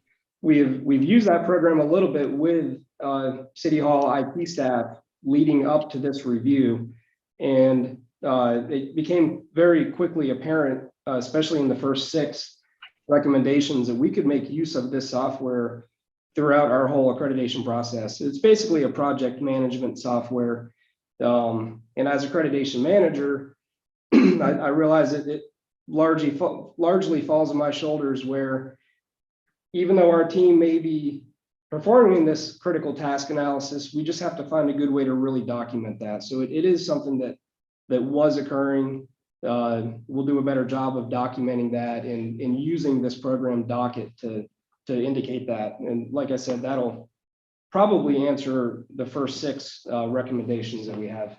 So with that program, what we'll do is we'll be able to validate our meetings as well as capture information and data and be able to push that out for others to see. Like, for instance, like responses where we may be lacking, or anything in the service delivery that we may have a shortfall on. We track that data internally, but we didn't realize till we went through this process here that we really need to be pushing that out to the people that make it happen so that we can improve upon it. So we've really stepped up our plan to initiate and to keep people informed of, they need to know what makes it work. Great. Getting the stakeholders engaged in the critical task analysis is vital. Pushing it down to that lowest level has been a great success in several agencies, and I commend you for recognizing that and moving out on it. Thank you. Thank you. Thanks, Chief Ford. Chief Keating, are you ready to go? I am. Thank you. Actually, 2 questions, and they kind of roll into one. They both deal with staff safety. The first one, under category 6, would be conducting an assessment evaluation of your stations regarding all of them having proper fire protection systems. And then the other one, under category 7, regarding exhaust removal systems in the stations. Any discussion, any plans going forward, any targets set on that? Yes, sir. Our newer stations that we've built, we put smoke exhaust removal systems in on Plimo vent, basically, in those. Some of our older stations, where they're in the process, they're in our CIP, capital improvement plan, to be replaced. And we had actually a pretty good program going with city management until COVID came along. We're looking at some bond issues to update some things. But in that same, even our new stations that we've built about, out of our 14 stations, about 8 of them or 7 to 8 of them are 8 to 9 years old or less. And so we put suppression systems as well as smoke detection, alarm systems, and Plimo systems for smoke removal. So we're making a little bit of progress. It's a matter of just getting that money to get that older stuff done. It is on our radar. We actually, some of our older trucks, we actually put the ward no smokes on to try to capture some of that. So we're making progress, and hopefully as the economy picks back up, we get through with COVID and all, we can kind of get back in the process of working with city management to get those bond initiatives and replace some of those older stations and get them because it's not just where the safety is one real aspect of, but livability and working for co-eds and stuff like that. The older stations just don't meet today's needs. Well, thank you. I'm glad you placed focus on that and back into it whenever the funds seem to be flowing again. I have kind of a follow-up question to Chief Keating's question, or related, where around its recommendation number 9, where you seem to have incident safety officers performing that role who haven't necessarily received the training. I just wonder if you have any, seems to me quite not such a difficult thing to fix in terms of money or capital investment. Anything you can tell me about that, Chief? Yes, sir. When we identified this with the team, we looked into it, and obviously it is relatively simple to get that done. It's just something that kind of had been overlooked. We dealt with all our supervisor captains and so forth. We put through the OSHA, 30-hour OSHA, and a lot of other things, but we just kind of missed the safety incident piece. But we have with our training division, we have a plan in place to get that implemented within the next 6 months to 12 months and get all the people through that. Like I said, it's a fairly easy class to get. And sometimes the simple things, the complex things that are so simple to get are so easy to overlook. Good. Well, at least I hear there's a fairly short-term plan for getting that resolved. So thank you. I'm not seeing any other questions from Commission in the chat. Can I ask for a motion to approve? So moved, Ford. Ford, thank you. Second? Dirksen. Dirksen, thanks, Chief Dirksen. Any further discussion on High Point Fire Department, High Point, North Carolina? Not hearing any. Any opposed?